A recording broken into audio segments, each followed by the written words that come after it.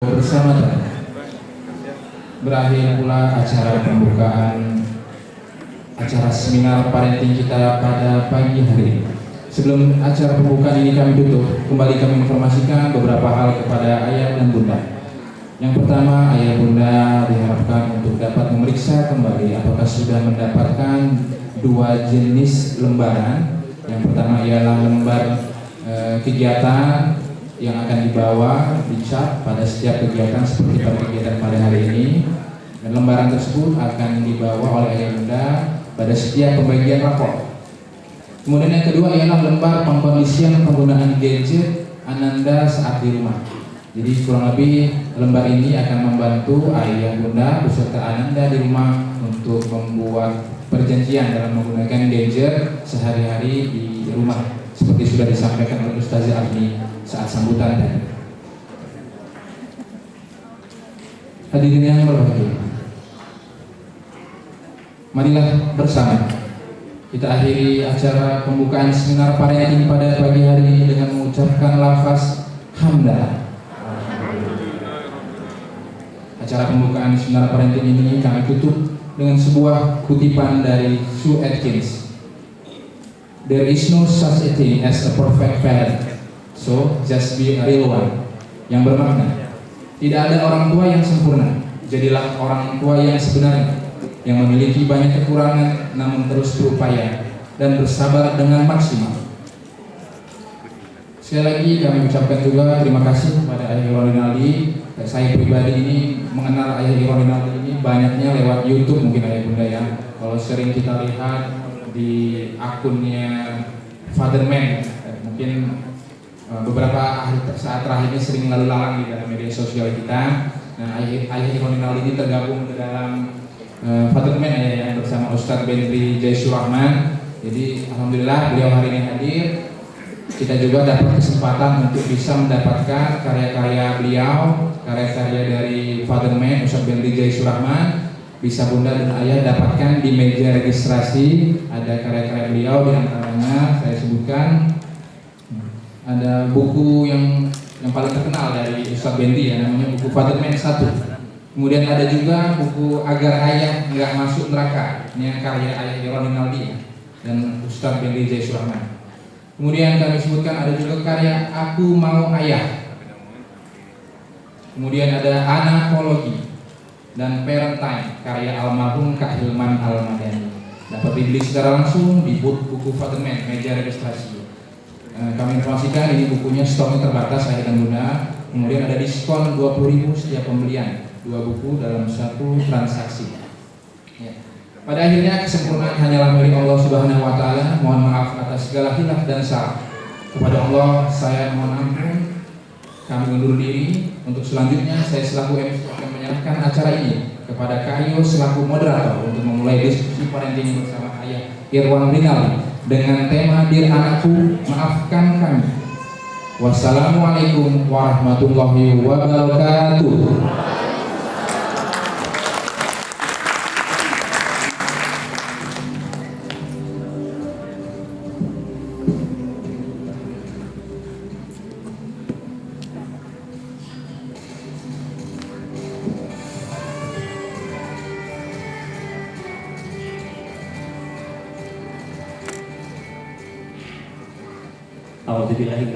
Bismillahirrahmanirrahim. Assalamualaikum warahmatullahi wabarakatuh. Tabiun.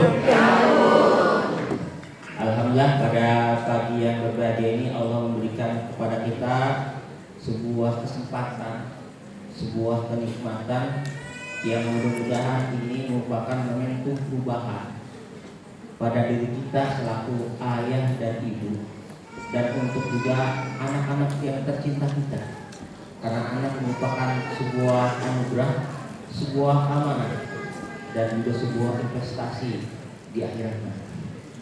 Mudah-mudahan kita hadir di sini Allah memberikan ya rasa syukur ini kepada kepada kita semua, dan jangan sampai kita melupakan rasa syukur kita ini pada Allah di hari-hari berikutnya sampai kita menghadap Allah Subhanahu wa taala.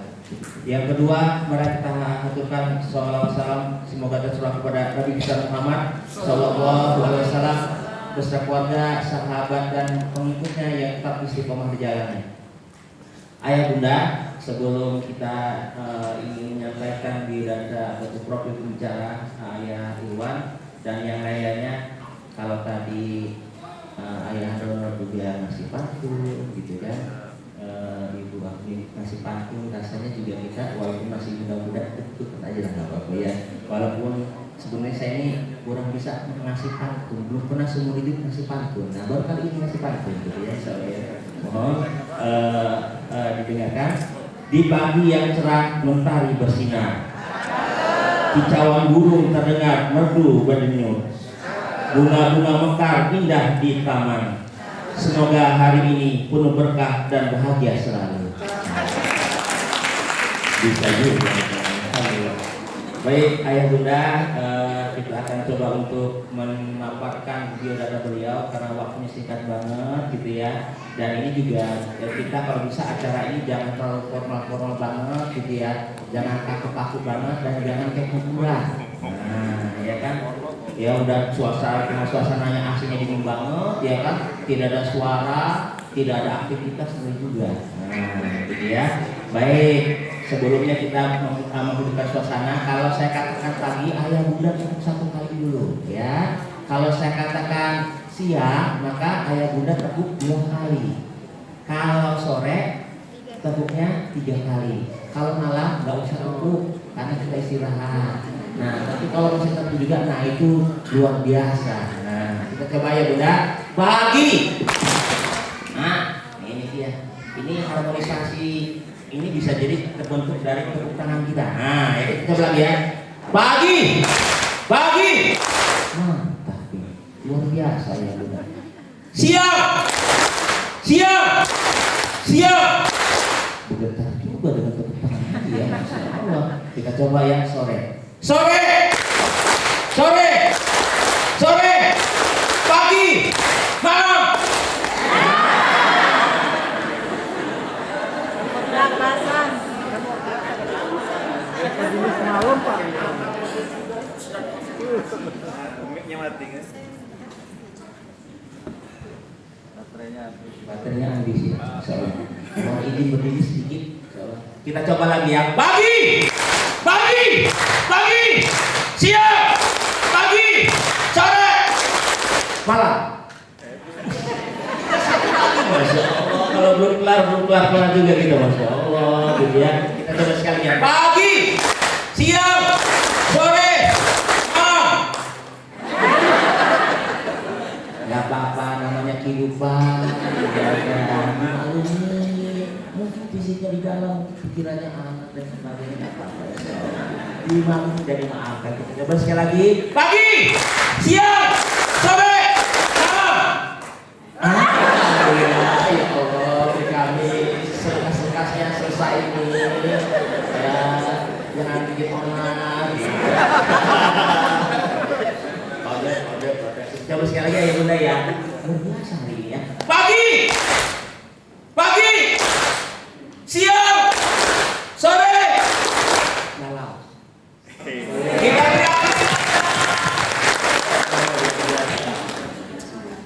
Masya Allah. Baik, hari ini kita mengadakan seminar parenting yang diadakan oleh SPIP Darul Ilmi Bandar Lampung dan komite sekolah, dan kita menghadirkan tokoh nasional, tokoh nasional. Jadi bukan kaleng-kaleng, ya, bukan tapi memang benar-benar beliau tekun itu. Yang lain masih mikirin yang lain, beliau sudah masuk. Ya bahkan kalau tadi ngobrol-ngobrol, Masya Allah, tahun 90 beliau udah di sini. Kita waktu itu masih SMP saja. Ya, Masya Allah, tapi beliau sudah masuk Lampung dan memberikan pendidikan ataupun parenting ataupun pola asuh di dalam bawah itu. Masya Allah, luar biasa. Kalau kesana itu di Marcella dan sebagainya tahu sendiri seperti apa. Nah, hari ini supaya lebih dekat, lebih enak, lebih suasana kekeluargaan, karena kita anggap sebagai ayah juga dan sebagainya, sehingga kita ada yang terpatah mengatakan tak kenal maka tak tahu. Jangan sayang pulang, I love you, repot itu. Kita waktu muda kayak gitu kali ya, iya. Ya, yang ngaku-ngaku kalau kita memang seperti tapi nggak apa-apa kita proses. Baik, ayah bunda, nama beliau adalah Irwan Rinaldi. Pernah sekolah di Universitas Indonesia ataupun di UI, Sekolah Tinggi Filsafat dan Ma'had Islamiyah Al-Hikmah. Kemudian pernah juga aktif di Yayasan Kita dan Buah Hati, Eli Risman. Eli Risman ini psikolog senior. Kemudian di Yayasan Seto Neno Kak Seto. Jadi khusus untuk anak, spesial anak Kak Seto. Ya, kalau tadi enggak.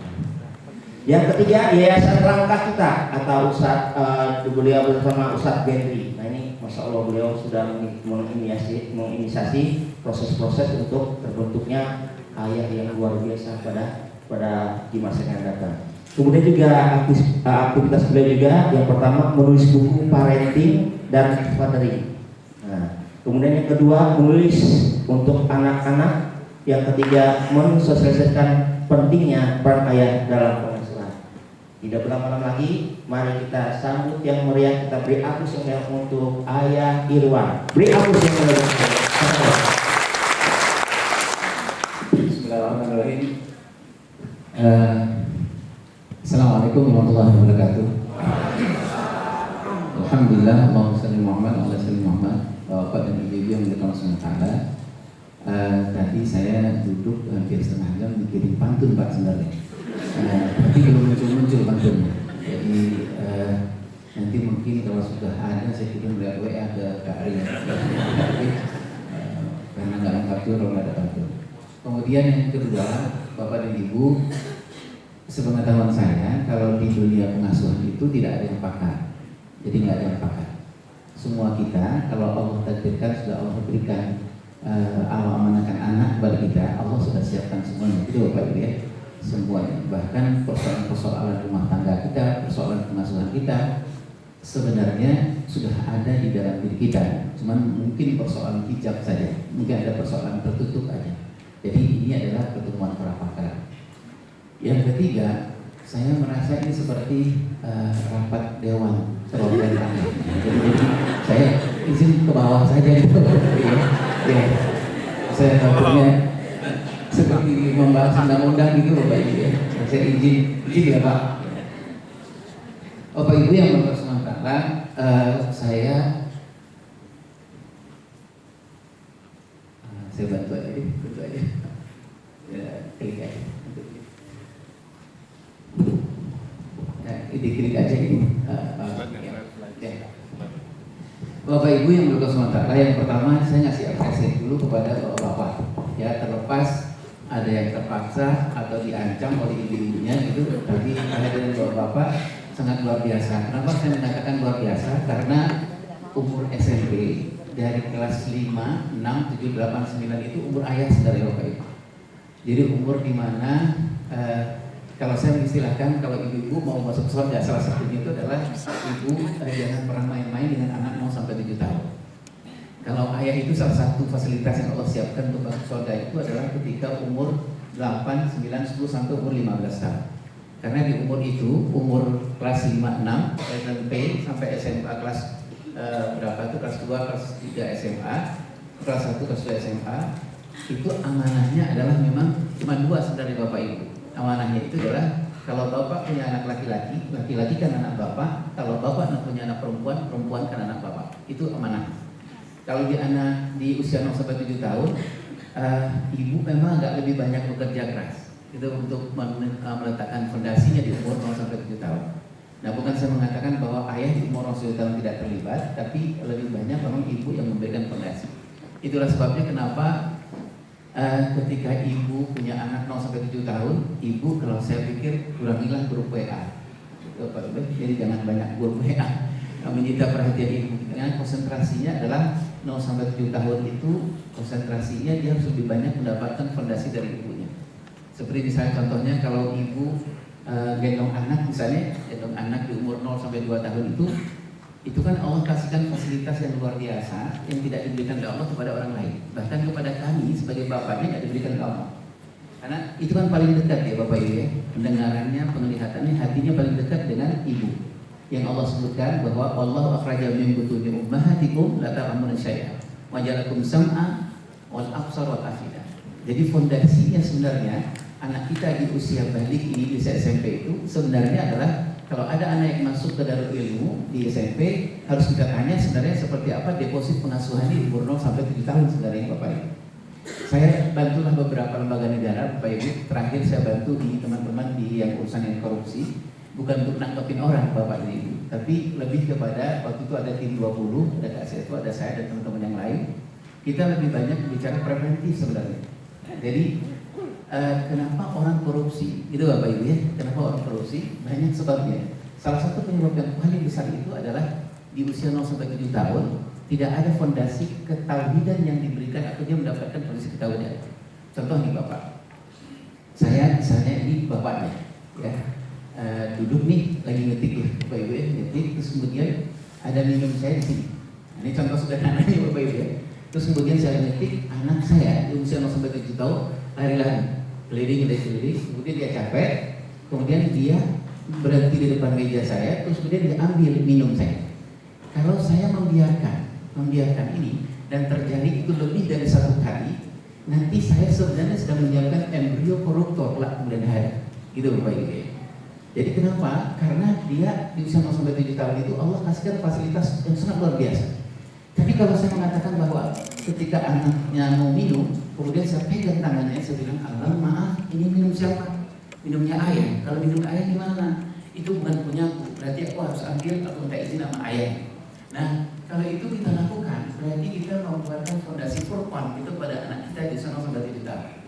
Karena kepada ibu, teman-teman di Darul Ilmu boleh tahu dari saya, kemampuan anak di usia 0 sampai 7 tahun itu lewat 3 yang Allah berikan tadi itu, lewat pendengaran, penglihatan, hati nurani itu, Allah berikan kemampuan menyimpan 10 tahun ke depan.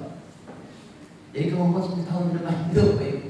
Jadi kalau Bapak Ibu punya anak sampai 7 tahun, punya keinginan sedikit untuk mendapatkan syafaat dari anak Bapak jadi seorang hafiz dan hafizah, sebenarnya yang paling gampang itu adalah Bapak Ibu komit aja untuk mengkhatamkan Al-Quran berkali-kali di usia 0 sampai 7 tahun. Ya Bapak Ibu. Karena Allah simpankan itu. Satu hari itu Allah simpankan lewat pendengaran, lewat penglihatannya. Allah bisa simpankan hampir 4.000 kata-kata per day. 4.000 kata-kata per hari gitu ya. Jadi kalau 4.000 itu berarti kalau kita konfirmasikan ke Al-Quran itu sudah berapa juz sebenarnya Bapak Ibu? Itu anak-anak mampu nyampe 10. Itulah sebabnya kenapa di usia 0 sampai 7 tahun itu kalau saya menyarankan kepada ibu konsentrasi dan memperbaiki 3 yang harus berhubungan dengan anak-anak. Ibu berarti perbaiki sesuatu yang ibu akan katakan kepada anak karena hubungannya dengan pendengaran. Salah satunya menurut saya adalah program ibu punya 0 sampai 7 tahun anak-anak, program memperbaiki bacaan Al-Quran. Itu Bapak Ibu ya. Dan keinginan ibu untuk mencintai Al-Quran. Itu Bapak Ibu. Jadi senang baca Al-Quran itu Bapak Ibu ya. Karena fasilitas yang Allah berikan tidak Allah berikan lagi di usia 8 sampai umur 15 tahun. Bukan kemampuan mendengar yang Allah berikan, tetapi kemampuan mendengarnya kapasitasnya nggak sebesar di umur 0 sampai 7 tahun. Saya Allah mudahkanlah Bapak Ibu untuk membantu membuat beberapa program di televisi, ada Fildajil, ada Hafiz Quran dan lain-lain. Kami ratusan ribu audisi anak-anak yang di usia 11, 12, 13, 14 tahun.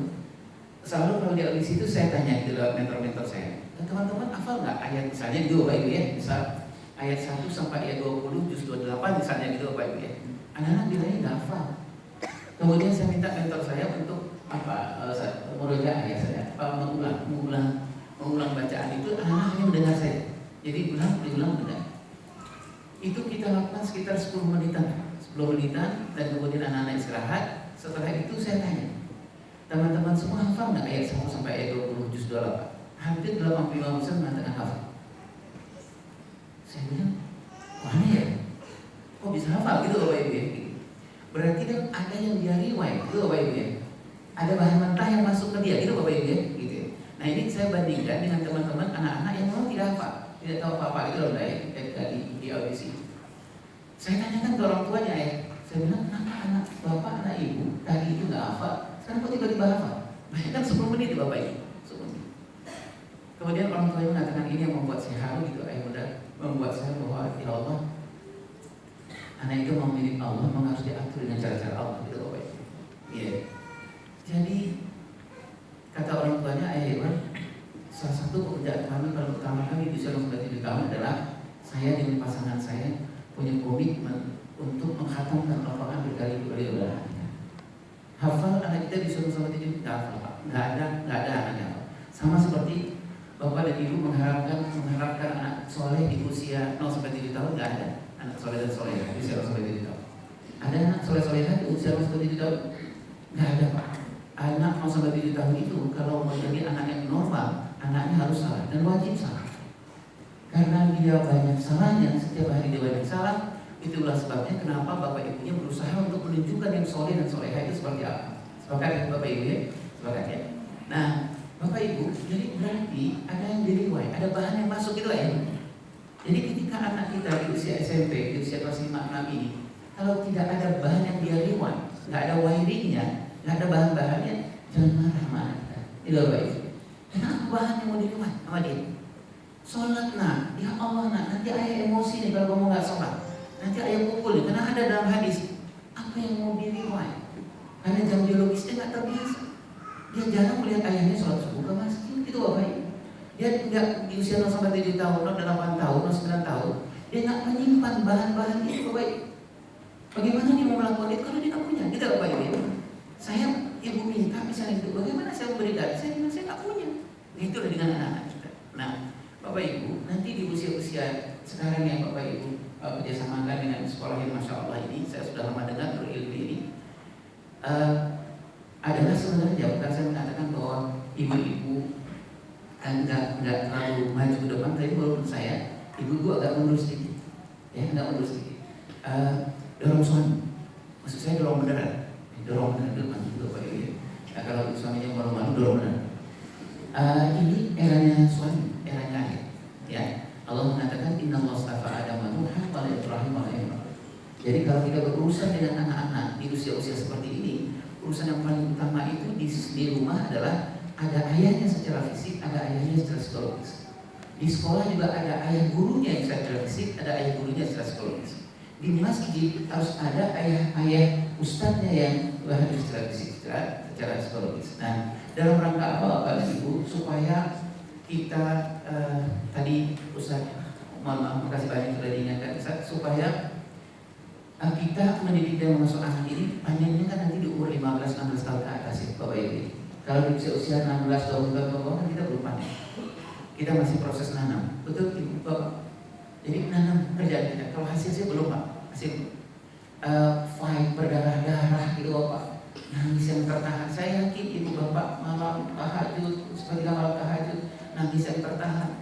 Saya tahu persis karena saya jauh guru-guru di Darul ini banyak betul yang menahan tangisnya nih. Bagaimana melihat anak-anak ini, ya Allah, ketika guru-guru di Darul ini bangun seperti malam, salah satu doanya itu adalah sebelum dia mendoakan keluarganya, mendoakan anak-anak bapak dan ibu dalam rangka apa? Allah berikanlah hidayah kepada anak itu, Bapak Ibu. Nah, saya menyampaikan kepada Bapak dan Ibu dan semuanya dan terhadap diri saya sendiri bahwa nanti kita akan khawatirnya di umur 20 tahun ke atas itu ketika proses tumbuh kembang terutama pembentukan kepribadian sudah tidak banyak lagi itu Bapak Ibu. Jadi nanti prosesnya 15, 16, 17, 18 tahun ke atas itu anak-anak secara fitrah udah nggak dekat sama kita. Betul Bapak Ibu, sudah dekat ya. Jadi kalau apa-apa kita bilang sama anak kita, bang menurut ayah bagusnya begini. Tapi menurut anak kita jawabnya santai aja. Enggak, menurut teman tuh nggak gitu ya. Kita bilang ya Allah yang ngasih jajan kamu siapa? Kok malah temenmu gitu loh Bapak Ibu. Tapi emang secara fitrah begitu ya. Memang secara fitrah begitu. Jadi perubahan-perubahan itu memang agak terlalu susah kita melakukannya ketika dia sudah umur di mana memang umur 17-18 tahun ke atas itu adalah umur panen. Jadi tantangan kita Bapak Ibu adalah ketika anak-anak kita nanti umur 20 tahun ke atas, saya menghisap diri saya Bapak Ibu dalam. Saya khawatir saya dibariskan Allah nanti dia menghisap itu sebagai orang tua yang bangkrut. Orang tua bangkrut itu adalah orang tua yang selama di dunia merasa habis-habisan itu Bapak Ibu. Mau kemana ayah Irwan, mau nyari duit, buat apa, mau makan anak.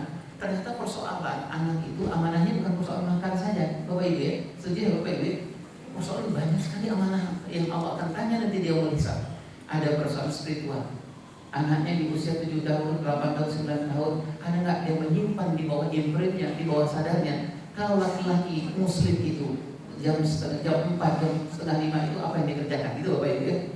Kalau laki-laki muslim, kalau orang perempuan, kalau anak perempuan dia menyimpan gitu banyak di dalam bawah imprintnya, di bawah sadarnya. Nah, khawatirnya Bapak Ibu adalah ketika nanti umur 15-16 tahun ke atas, kita nanti merasa bahwa kita sudah habis-habisan. Bukan itu yang diinginkan oleh Allah Subhanahu wa Ta'ala terhadap anak-anak kita. Nah, itulah judul yang tadi mengerikan. Dan terbetik kata Ustaz Andoyo, namanya di Anakku Maafkan Kami. Ya, baik ya. Saya ngasih judulnya, saya ngasih judul saya karena judul yang itu terlalu ngeri buat saya itu baik. Saya ngasih judul ini aja, Maafkan Kami akan move on. Setuju Bapak Ibu? Setuju Bapak Ibu? Maksud saya ini, bagi ayah yang bekerja, nggak usah ayah, misalnya kalau gitu ayah saya resign aja, nggak usah ya, gitu jadi masalah. Kalau bisa gitu Bapak Ibu, gitu. Jadi menurut saya adalah move on, tidak penting move on, karena bagi anak-anak, terutama anak remaja itu, anak-anak ayah sekarang ini, yang paling penting bagi dia adalah ayah nggak ada setiap saat nggak apa-apa, tapi hadir pas saat yang tepat. Itu yang paling penting. Itu Bapak Ibu ya. Jadi banyak sekali anak-anak di usia remaja sekarang ini, dia ayah bilang saya sibuk Iwan, nggak bisa, nggak ada diskon. Bagi anak remaja, anak-anak umur SMP sekarang, bagi dia ayah itu adalah hadir di depan aku, mau fisik, mau secara psikologis, 100% no diskon.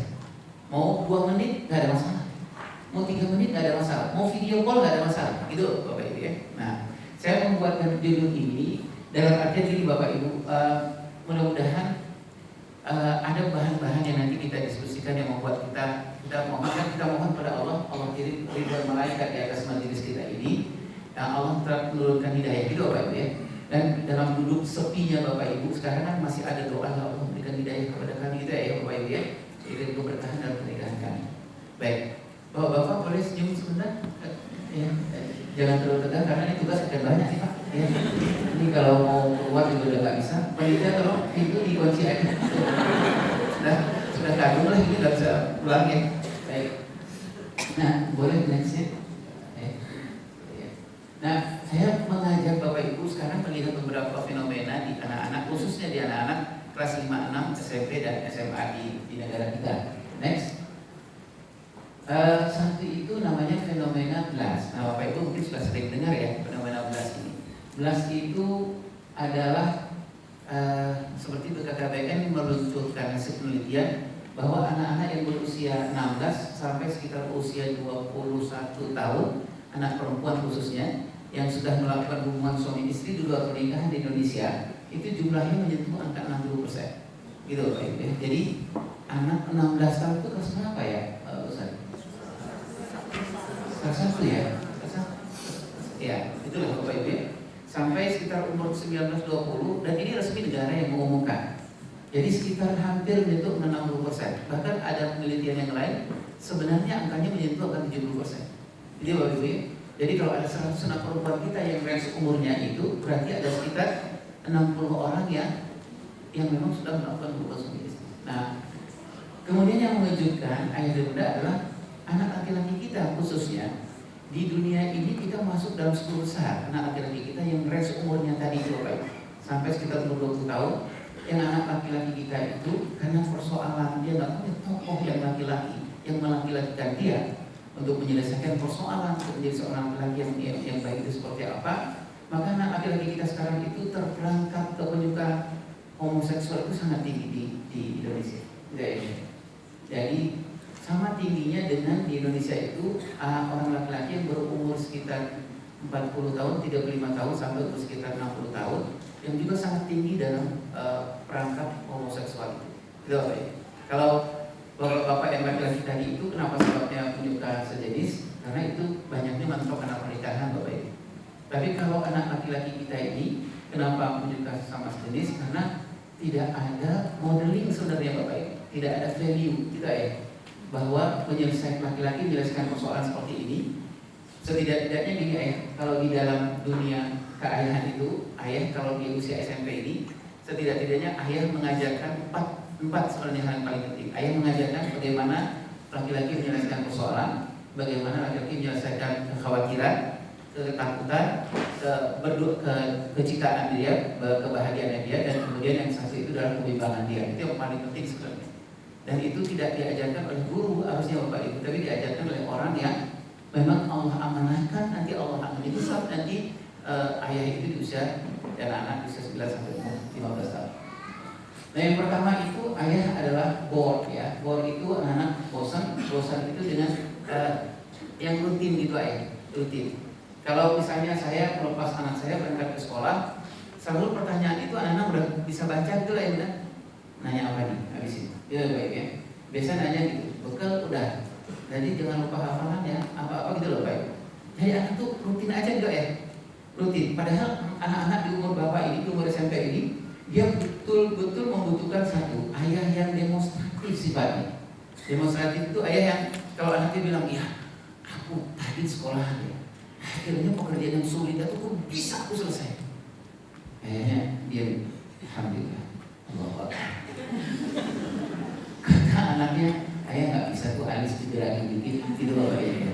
Kata ayah nggak bisa, kalau Allah udah begini nasib, gitu bapak ya. Jadi memang yang demonstratif tidak itu. Dan ayah kalau mau menyampaikan saya kepada anak perempuan, anak laki-laki, ayah bilang aja.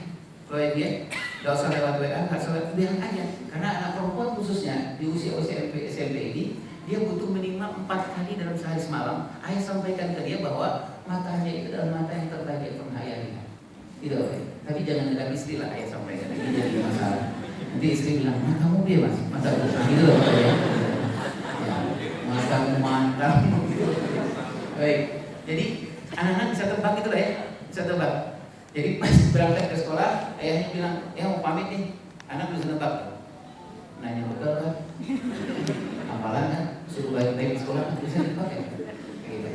Boleh kan nanya itu, boleh ayah. Tetapi sebenarnya Rasulullah SAW menunjukkan bahwa anak-anak di umur SMP ini yang paling sangat berkembang itu apa, Bapak Ibu?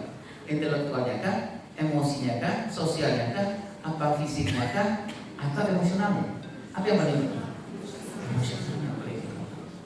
Jadi mungkin bagi Bapak yang belum nyoba, besok kalau anak SMP berangkat, saya bilang, iya, aku mau pamit. Anaknya bilang, WA jawabannya udah tahu, WA ya? Enggak. Ayah sudah hijrah. Jadi, emang ada apa ya?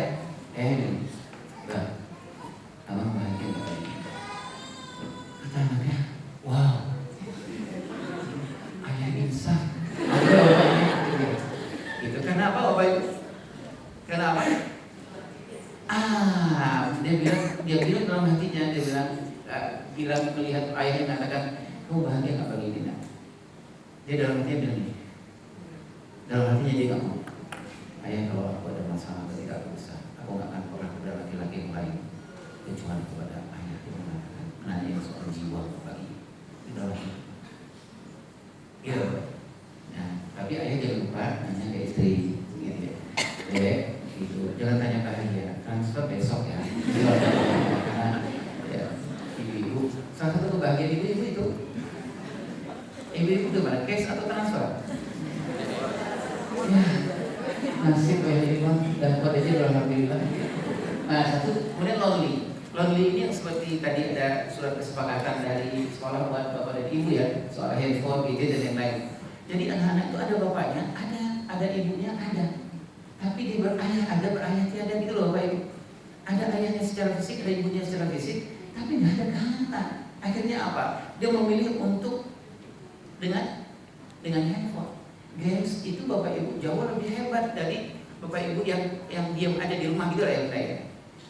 Kenapa anak-anak senang main games? Karena di dalam games itu kantong jiwanya terisi gitu loh bapak ibu. Contoh, kalau dia main games misalnya bapak ibu ya dari naik grade 1 ke grade 2, kalau grade 1 grade 2 itu apa yang terjadi dalam di games? Apresiasi bapak ibu ya. Ada rekaman tepuk tangan yang banyak banget itu di games itu. Terus ada musik yang beatnya cepet, gitu apa itu? Itu ada sparklingnya, ada bintang-bintangnya. Dan kemudian ada tulisannya, kamu juara, kamu juara, kamu juara.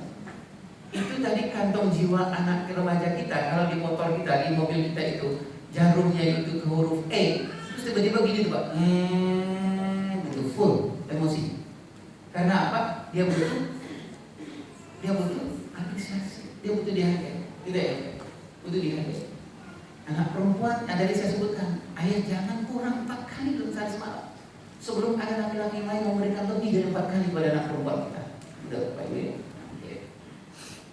Kemudian angry, tadi Bu Afni sudah sebutkan, anak-anak kadang-kadang itu sekarang banyak berpikir bertindaknya dengan batak-batak itu Bapak Ibu ya. Jadi kalau ada apa-apa, mau nggak marah dulu, kalau nggak dia fly. Kalau nggak dia fly, kalau nggak dia fly. Bukan aku, sumpah, bukan aku, kalau nggak dia marah. Itu Bapak Ibu. Bagi banyak sekali anak-anak kita yang sekarang apa-apa itu ada respon, ada stimulan langsung respon, ada stimulan langsung respon. Itu Bapak Ibu ya. Kenapa? Karena tadi terbiasa dengan penyelesaian dengan batak-batak. Kemudian stres, nah stres itu ada 2 Bapak Ibu. Ada stres akademik, ada stres pengasuhan. Stres akademik itu banyak terjadi di sekolah. Nah, stres akademik di sekolah itu adalah yang banyak terjadi guru-guru pegang anak kelas 7 tapi nggak tahu apa yang terjadi secara di anak kelas 7. Itu Bapak Ibu ya. Jadi misalnya saya ambil contoh misalnya Bapak Ibu, anak-anak kelas 7 dan kelas 9 kan nggak bisa lagi kita samaratakan seperti mengapresiasi anak-anak di kelas SD. Itu Bapak Ibu ya. Kalau anak-anak SD ke bawah masih kita bilang, kalau dia bilang guru, Ustaz aku bisa mengerjakan pekerjaan ini. Bapak dan Ibu mungkin bisa mengatakan, ya Allah hebat banget anak Ustaz itu Bapak Ibu ya. Gitu mungkin ya, sering Ibu juga sering melakukan itu, ya Allah hebat banget. Tapi kalau saya usulkan, kalau nanti memuji atau menghargai, jangan pernah ada koma di belakang dari kamu hebat banget nah gitu. Harus ada komanya. Komanya itu adalah atas izin Allah gitu. Karena itu adalah proses apresiasi yang paling bagus, itu harus ada proses tauhidnya itu Bapak Ibu. Nah, bagi anak yang di umur itu cocok tuh Bapak Ibu. Tapi bagi anak SMP, kalau dia bilang, ya aku bisa mengerjakan sesuatu yang berat ya. Kalau ayah mengatakan, ya Allah anak hebat banget anak ayah. Anak ayah bilang, biasa aja kan. Ya itu anak. Bukan dia nggak mau dipuji, bukan dia nggak mau dipuji ya. Tapi mau dipuji, tapi dia bilang, ya boleh nggak? Aku diperlakukan seperti Rasulullah memperlakukan itu anak. Gitu ya. Jadi perlakuannya itu bukan dipuji lagi. Tapi kalau mau dipuji boleh dipuji prosesnya, namanya menghargai. Nah, kalau anak SMP kan juga ujinya bukan ya Allah hebat banget anak bapak gitu. Tapi kita ujinya mungkin pasti gini Bapak Ibu. Ya Allah, pasti abang bekerja keras untuk hasil bagi bekerja kerasnya bagi. Karena bagi anak SMP itu yang paling penting bagi dia adalah pride sebenarnya. Karena dia SMP, SMA itu Bapak Ibu adalah masa akhir menuju masa dewasa. Masa dimana kita memang sudah say goodbye sama anak-anak kita juga Bapak Ibu. Nggak bisa touching lagi dengan anak-anak di usia 20 tahun ke atas. Jadi kenapa saya mengatakan kepada Bapak, makasih banget Bapak hadir hari ini, karena Bapak akan fight ngurus anak di usia terakhir dia menuju masa dewasa. Kalau Bapak kirim anak laki-laki Bapak dengan tidak sentuhan Bapak, nanti dia akan muncul kepada anak dewasa, dia bisa amal ma'ruf tapi dia nggak bisa naik muka. Jadi dia bisa baik ke orang, tapi dia nggak bisa menolak Pak. Padahal di kehadiran anak remaja kita dewasa itu, kata Ayahanda Luqman, harus ada kalimat lahnya di Bapak Ibu. Kalau nggak dia habis. Dia dibully sama orang, dia dikerjain sama orang gitu. Karena kata Ayahanda Luqman kepada anak remajanya, wala tusyrik billah, wala tusyrik billah, itu Bapak Ibu, wala tusyrik pada kalimat, wala tusyrik pada maka ada yang lain. Ya, baik. Terlalu serius nggak Pak? Ibu?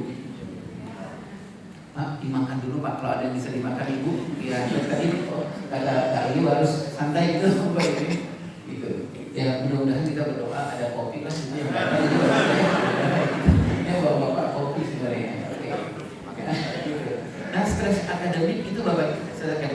Jadi nggak pas gitu ya. Jadi anak SD, anak SMP diperlakukan seperti anak SD itu ya. Gitu ya. Nggak, jadi nggak pas. Jadi apa yang terjadi Bapak Ibu kalau diperlakukan anak SMP seperti anak SD, yang terjadi itu adalah kematangan biologisnya terus bertambah, tapi kematangan psikologisnya nggak bertambah gitu Bapak Ibu. Ya, misalnya gini, kalau anak-anak SMP Bapak dan Ibu, kalau dia ada masalah, kalau saya mengusulkan kalau anak Bapak SMP datang ke Ibu, Bun, aku ada masalah nih, Bunda boleh bilang sama Bapak, gitu Bapak Ibu ya, nama Bapak. Nah nanti Bapak yang handle itu, menghandle Bapak itu seperti yang ditunjukkan Nabi Ibrahim dan Nabi Ismail, gitu Bapak Ibu ya. Jadi dia bilang, aku dibully sama teman di sekolah bisa. Terus bilang sama bapaknya, Bapak mungkin jangan bilang gitu. Kita orang Lampung, kita cari sama orang gitu. Jadi mungkin panjang ceritanya. Ya. Kalau saya mengusulkan Seperti pola Nabi Ibrahim pada Nabi Ismail. Nabi Ibrahim selalu mengajak Nabi Ismail karena ada satu hak secara intelektual bagi anak usia SMP ini adalah namanya BMN. Haknya untuk mendapatkan diajak berpikir, menganalisa dan memutuskan, itu haknya gitu. Jadi kalau ada apa-apa, bapak dengan anak laki-laki bilang, aku dibully ayah gitu. Mungkin ayah menilai perasaannya dulu, ya Allah berat ya anaknya. Menurut kamu bagusnya seperti apa? Seperti Nabi Ibrahim mengatakan Nabi Ismail, pendapatmu gimana Lin? Nah gitu loh Pak Ibu ya, gitu. Di As-Saffat 102 itu. Jadi kata Nabi Ibrahim, ayah mimpi disuruh jembleng lehermu, itu Bapak Ibu ya. Tapi yang aneh luar biasa adalah Nabi Ibrahim mengatakan apa Nabi Ismail? Nah, pikirkanlah pendapatmu apa? Ayo, Pak. Jadi proses kedewasaan salah satu proses akil balik yang sangat luar biasa dan penting di usia SMP adalah PMMI. Berpikir, diajar berpikir, menganalisa, memutuskan. Makanya di SMP Darul Ilmi, kalau pendekatan itu adalah hands on, minds on, bukan minds on, hands on. Kalau minds on, hands on itu adanya di SD. Kalau di SMP itu hands on, minds on. Kita datang nih Bapak Ibu, datang. Kalau SD saya bilang, nah suatu hari tadi ayah guru melihat ada kejadian yang semacam ini. Itu kemudian kita sebagai seorang muslim dan kata Rasulullah begini, itu mungkin pas karena minds on, hands on. Kita kasih basic knowledge dulu pada anak-anak kita, Bapak Ibu. Tapi anak SMP kalau kita bilang Assalamualaikum warahmatullahi wabarakatuh, suatu hari gitu. Terus kata anak SMP, masih lama nggak usah, bisa lewat WA gitu Bapak Ibu. Kenapa Bapak Ibu? Karena secara perkembangannya dia butuhnya kasus dulu baru selesaikan, gitu Bapak Ibu ya, gitu ya. Jadi kasus dulu selesaikan. Makanya kita opening kita di manajemen kelas yang lain kita kan bilang kasus ya, saya yang bahagia hari ini, gitu. Saya gitu lah. Kenapa bahagia Bang? Gitu. Oh aku sedih, Ustaz gitu. Kenapa kamu sedih?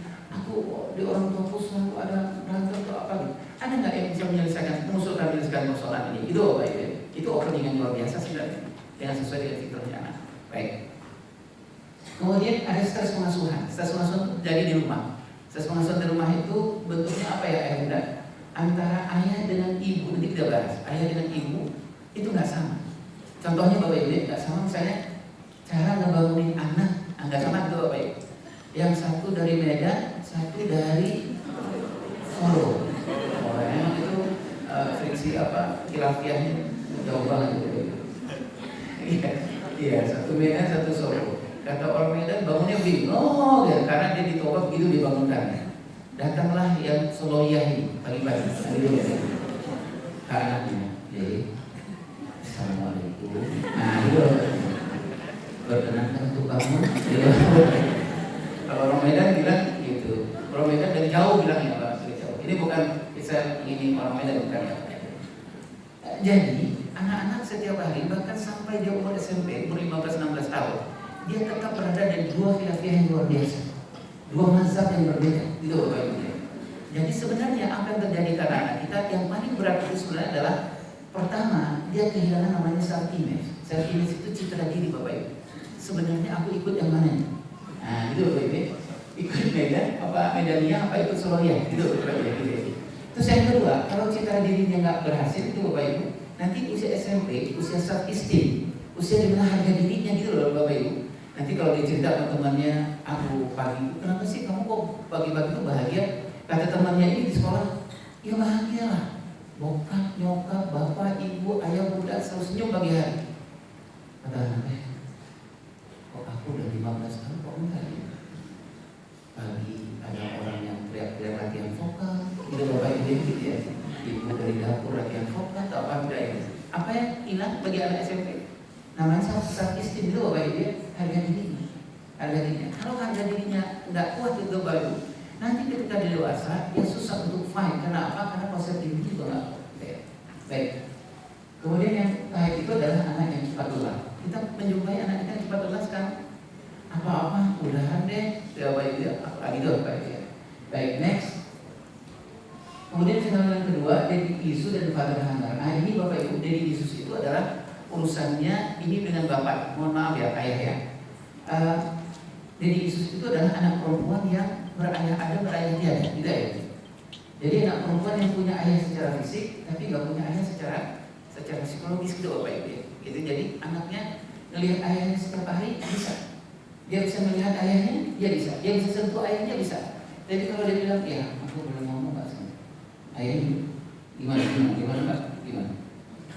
Ya, aku berat banget. Oh oke. Gimana? Ya, ayah bisa nggak dari aku sebentar? Ayah itu orangnya multitask, gitu ya. Makanya ayah bisa telepon, ayah bisa ini. Gitu. Kata anak perempuannya, oke. Aku sudah hampir 15 tahun hidup di sini dan aku nggak pernah mendapatkan full dari ayah. Apa yang terjadi Bapak Ibu? Yang setiap hari kami alami di lembaga kami berhadapan dengan anak-anak yang gampang sekali memberikan sesuatu yang paling berharga pada laki-laki yang lain yang tidak anak-anak. Itu Bapak Ibu. Kenapa? Persoalan sederhana Bapak Ibu. Saya ambil contoh ya, kasus yang saya temani, yang saya tangani, yang saya dampingi. Anak perempuan itu kenal dengan seorang anak laki-laki di halte. Ya, anak laki-laki itu benar-benar dia nggak kenal. Tapi ketika di halte itu, dia selalu melihat ke mata anak perempuan, anak laki-laki. Terus anak perempuannya marah. Gitu. Kenapa sih dia lihat ke aku? Gitu ya. Terus anak laki-lakinya diam aja. Aku bilang sama bapak, dia diam aja. Aku bilang polisi, diam aja. Gitu, terakhir anak laki dia bilang, maafin ya, kenapa aku melihat ke mata kamu itu? Karena sepanjang hidupku aku gak pernah melihat mata yang seindah mata kamu. Sederhana bagi kita Pak, tapi tidak sederhana bagi anak perempuan yang kering kerontang jiwa. Itu Bapak Ibu. Harusnya, itu Bapak Ibu. Beberapa hari kemudian mereka melakukan hubungan suami istri dan laki-laki itu pergi dan anak perempuan ini hamil. Apa yang terjadi? Saya tanya sama anaknya, Mbak, kenapa Mbak ngasih itu? Kenapa Mbak melakukan itu? Apa yang dia bilang pertama? Ayah Irwan, gitu ya. Seharusnya kalimat laki-laki itu harusnya bokap aku yang harus ngomongin ke aku. Itu Bapak Ibu. Nah itu soal daddy issues. Yang kedua adalah father hunger. Father hunger ini anak laki-laki ya. Anak laki fenomena yang tadi saya sebutkan itu banyak sekali anak laki-laki kita yang fisiknya laki-laki, tetapi secara perkembangan tidak laki-laki gitu ya. Sudah umur SMP kelas 7, kelas 8, 9. Tapi kalau di rumah dia pulang nggak ada makan siang, itu dia marahnya, ngambeknya itu seperti anak kelas 3 SD, seperti anak kelas 4 SD. Secara fisik, secara biologis dia sudah umur 14 tahun, 15 tahun, tetapi secara perkembangan dia umurnya 9-10 tahun. Padahal Allah mengingatkan kepada kita bahwa salah satu suksesnya kita masuk didik anak adalah kata Allah, jangan pernah tinggalkan anak yang lemah. Itu apa itu? Jadi tinggalkan anak yang tangguh. Anak yang tangguh itu secara syariat, secara kita lihat di siro, adalah berhasil kita mengurus anak kita ketika usia psikologisnya lebih matang dari usia biologisnya. Itu apa itu? Kenapa tadi anak SMP kita bilang kalau ada masalah kita langsung selesaikan? Kenapa itu apa itu? Karena kita sedang melatih supaya kematangan psikologisnya lebih maju dari kematangan biologisnya. Itu apa itu? Kenapa kita menghargai, memberikan penghargaan kepada anak SMP kita, memberikan harga diri kepada anak SMP kita? Karena supaya apa? Supaya An-Nisa 9 itu nggak jatuhnya ke kita, itu apa itu? Supaya Allah katakan, jangan kamu sekali-kali pernah tinggalkan anakmu yang lemah, itu apa itu? Tapi dengan anak yang tangguh, itu apa itu? Nah itulah sebabnya kenapa kita berurusan, berhubungan, bekerja sama dengan SMP tidak berilmu, supaya An-Nisa 9 itu tidak jatuhnya ke kita, itu apa itu? Supaya di rumah kita juga memberikan anak yang tangguh, di luar juga enggak, gitu kan? Di rumah juga bisa, di sekolah juga bisa. Pertama, anak laki-laki tidak optimal terabaikan laki-lakiannya, kemudian anak perempuan tidak optimal terabaikan perempuannya. Ini contoh di bawah aja Bapak Ibu. Tadi itu ada harga diri yang rendah dan yang lain. Next. Kemudian fenomena yang kedua adalah usia biologis lebih matang dari usia psikologis. Nah ini yang saya sebutkan tadi Bapak Ibu. Usia anak kita sudah di SMP, misalnya umur 14, umur 15 tahun, umur 16 tahun, tetapi kematangannya itu Bapak Ibu ya, kematangan psikologisnya itu di bawah umur itu. Nah, ayah, kalau dari catatan saya membantu beberapa lembaga negara dan beberapa kementerian itu, salah satu persoalan besar kita di Indonesia ini adalah persoalan ini.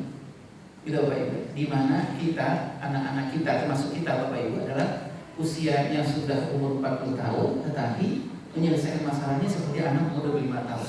Saya bercontoh ke diri saya Bapak Ibu. Ya, misalnya ini, saya pulang kerja, istri nyiapin di rumah, nyiapin teh manis, nyiapin kue, apa gitu Pak Ibu ya. Terus kemudian kata istri, Kak Mas, minum teh manisnya monggo masih ada. Saya minum, ternyata nggak manis Pak, nggak manis ternyata. Apa yang saya lakukan? Laki-laki yang banyak utang pengasuhan ini, apa yang saya lakukan? Laki-laki yang usia biologisnya lebih matang dari usia psikologisnya ini, apa yang saya lakukan? Saya nggak ngomong, maaf deh, ini kurang manis tehnya, apa persoalannya, apa gula habis atau apa? Saya nggak lakukan itu. Apa yang saya lakukan Bapak Ibu? Saya ambil handphone, saya balik arah, saya nonton TV. Istri saya bilang, Mas, habis mah, mumpung lagi anak, ini ada goreng-gorengan enak banget gitu. Ya gampang, terus juga aja. Umurnya 40 tahun secara biologis, tapi cara menyelesaikan seperti anak umur 20 tahun. Ngambeknya seperti anak 20 tahun. Gitu Bapak Ibu. Gitu Bapak Ibu ya. Nah ini yang salah satu menyebabkan kenapa angka perceraian sangat tinggi di Indonesia. Sejak kita ngomong gini, ada 50 pasangan memutuskan untuk bercerai, bukan memutuskan untuk mengusulkan untuk bercerai, tapi gitu ya, bercerai. Karena persoalannya bukan persoalan material, tapi lebih kepada si istri mengatakannya, bukan aku, mas sebenarnya aku kuat mas hidup dengan mas. Secara material tuh aku kuat, karena dari awal-awal mas melamar ke rumah aku udah melihat dari wajah mas aja, kayaknya aku udah bilang sama ibu, bu aku siap untuk puasa Daud ya kayaknya. Aku siap lah untuk soal material, siap lah tuh kayaknya. Tapi aku gak kuat itu adalah masalah. Mas umurnya 40 tahun, tapi mas cara menyelesaikan masalahnya seperti anak umur 20 tahun. Gitu ya, oke. Nah kemudian ayah dan bunda kalau masalah ini tugas kita bareng dengan ini Bapak Ibu ya, dengan teman-teman di sekolah. Ini tugas bareng kita dengan para khatib di masjid, para pengurus masjid. Saya pernah mencoba Bapak Ibu beberapa tahun yang lalu itu secara random melakukan penelitian ke hampir sekitar 60-70 masjid selama beberapa bulan. Yang saya lakukan penelitian itu adalah khatib Jumat yang lebih dari sepertiga jamaah Jumatnya itu adalah anak-anak. Siapa yang menyapa anak-anak? Itu Bapak Ibu. Gitu. Jadi dari 70 masjid itu hanya 3 khatib yang menyapa anak-anak. Jadi memang anak-anak kita nggak mendapatkan ayat di tempat yang dia harus kanuni sebenarnya itu Bapak Ibu. Dia nggak mendapatkan penghargaan di mana dia harus mendapatkan penghargaan. Bayangkan Bapak Ibu, saya tanya itu kepada anak-anak yang 3 khatib itu. Jadi gini khatibnya, ayat bunda. Masuk di atas podium, kemudian setelah pembukaan, khatib itu dinding. Nah dinding itu kan bahasa tubuh ya Ibu Bapak ya, emotional support ya dinding ya. Lihat ke anak di bawah. Anak-anak ayah khatib, dia sebutkan, beliau itu sebutkan ayah khatib. Terima kasih nak sudah datang ke masjid hari Jumat. Datanglah lagi ke masjid Jumat ini dengan khusyuk, dengarkan apa yang ayah khatib sampaikan. Karena kamu yang akan memegang bendera la ilaha illallah Muhammad Rasulullah. Karena kamu yang akan memegang persoalan agama kita ini seperti apa kemudian. Itu aja selesai. Saya tanya kepada anak-anak itu, apa dampaknya buat kamu kalau kau khatib itu menyebutkan? Anak-anak itu bilang, ayah imam, aku bertekad gitu ya. Aku akan datang ke masjid. Itu loh itu. Nah, apapun aku datang ke masjid. Kalau ada apa-apa aku ke masjid. Apa persoalannya Bapak? Karena apa? Di masjid dia berayah ada itu Bapak. Dia dapatkan ayah khatibnya secara fisik dan dapatkan ayah khatibnya secara psikologis. Gitu, baik. Nah, Bapak Ibu, jadi kalau anak yang biologisnya lebih makan, ayo mau tidur aja. Enggak. Ya. Saya khawatirnya ketiduran gitu. Ya. Apa kita pagi-pagi dulu sih ya? Enggak saya ya. Aman ya. Iya. Baik. Ya. Sebabnya ini nanti generasi strawberry sama sekarang orang nyebutnya generasi durian montong. Di dalam duriannya keras dahar. Bahwa itu kalau berantem tawuran bawa apa nih? Warang apa gitu udah ya. Tapi kalau dihadapin benar, nangis gitu loh Pak Ibu ya, nangis. Jadi di dalamnya kerasnya luar biasa, di dalamnya manis banget gitu loh Pak Ibu. Next, ayo. Nah fenomena yang kedua, ini menarik nih Bapak Ibu ya. Ini Bapak Ibu bisa lihat di Global Talent Survey. Di men-survey Indonesia itu nomor 2 di dunia. Yang men-surveynya nomor 1 India. Nomor India yang disurvey itu adalah ditanya ke seluruh orang tua di dunia ini, gitu ya. Kalau membentuk karakter anakmu siapa? Kamu yang mengerjakan atau ada pihak lain? Hampir 80% orang tua Indonesia mengatakan sekolah aja. Gitu Bapak. Yang mengajarkan akhlak pada anakmu siapa? Sekolah aja. Nanti saya cari uangnya. Gitu Bapak Ibu. Yang mengajarkan tentang tauhid kepada anakmu sekolah aja. Nanti kami cari uang. Gitu Bapak Ibu. Jadi fenomena ini Bapak Ibu akhirnya yang harusnya bertanggung jawab, yang harus menjadi pelaku jadi pembantu. Yang menjadi pembantu akhirnya jadi pelaku, gitu loh Bapak Ibu. Darul Ilmi kan pembantu, bukan pelaku, gitu Bapak Ibu. Tetapi kebalik akhirnya, gitu ya, gitu ya. Dan itu yang terjadi, anak-anak kita mengalami stres pengasuhan yang sangat luar biasa. Di rumah seperti ini, di sekolah seperti itu, gitu Bapak Ibu ya. Karena persoalan ini. Nah, next.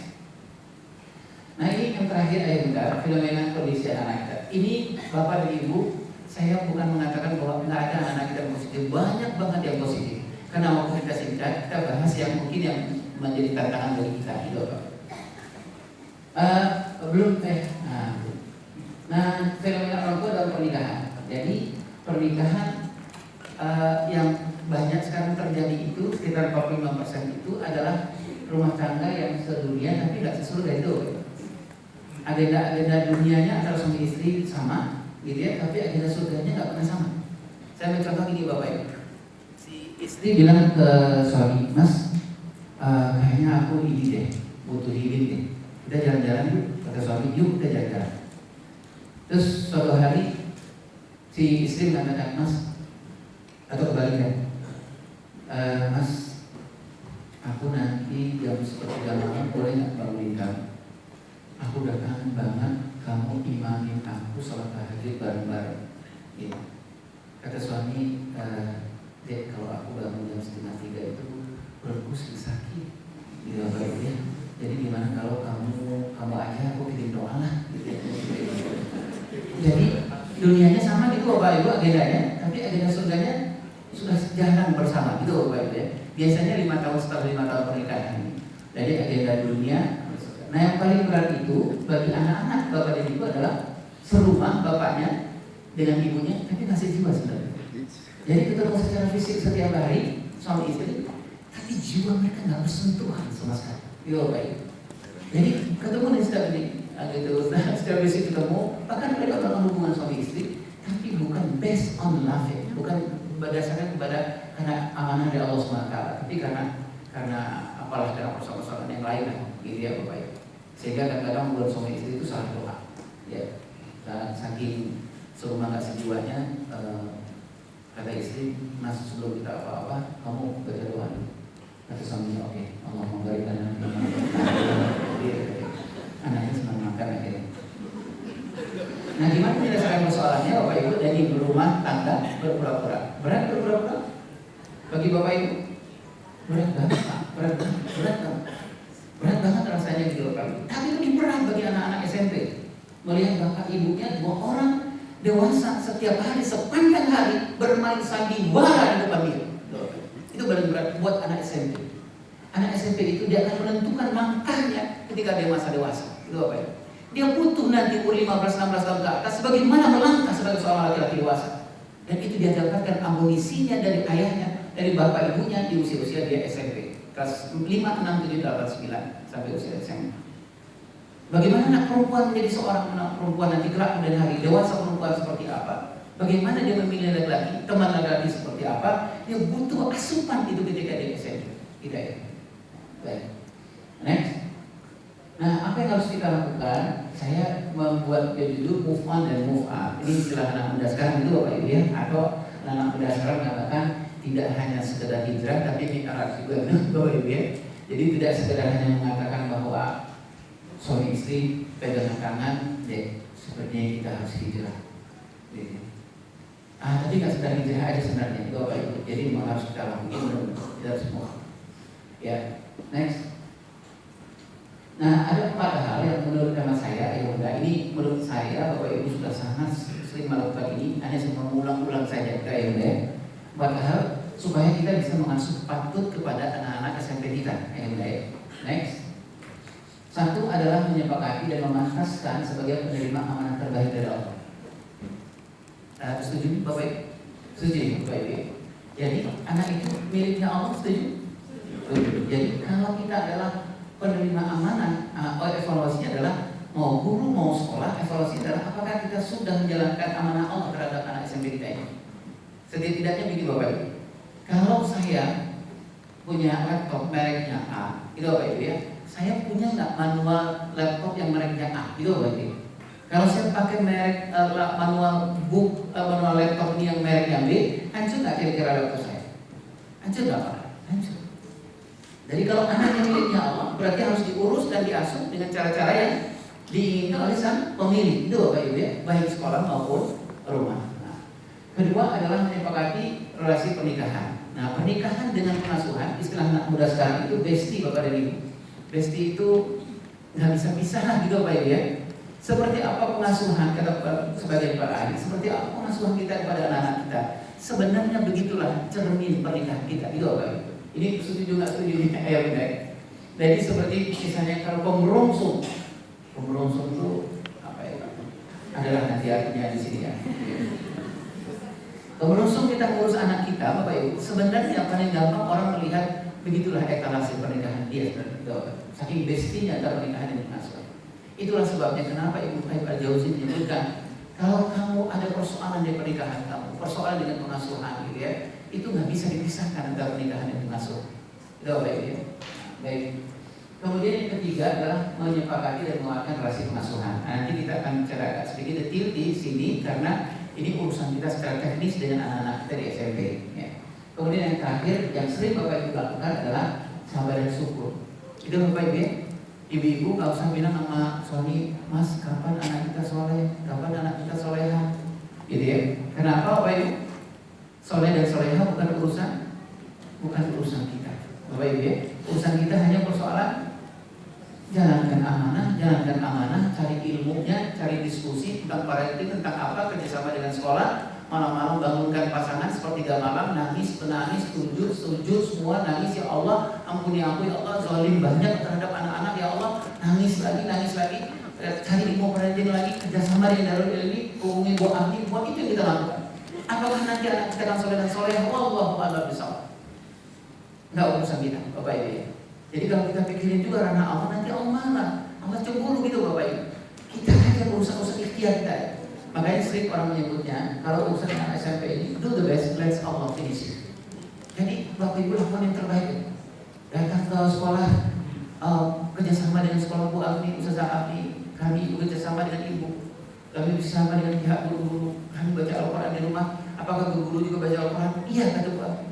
Kami sepertiga malam kami coba tegakkan, apakah guru-guru tegakkan sepertiga malam? Iya kata Bu Afni. Selebihnya apa? Kita serahkan kepada Allah Subhanahu wa Ta'ala.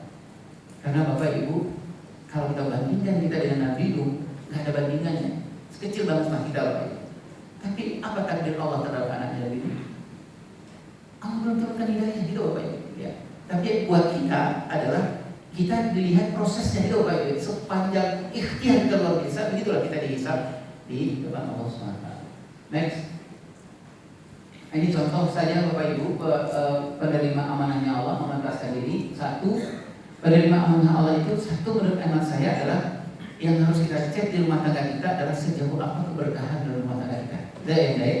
Sejauh apa keberkahan pernikahan Bapak dan Ibu, sejauh apa keberkahan dalam pengasuhan.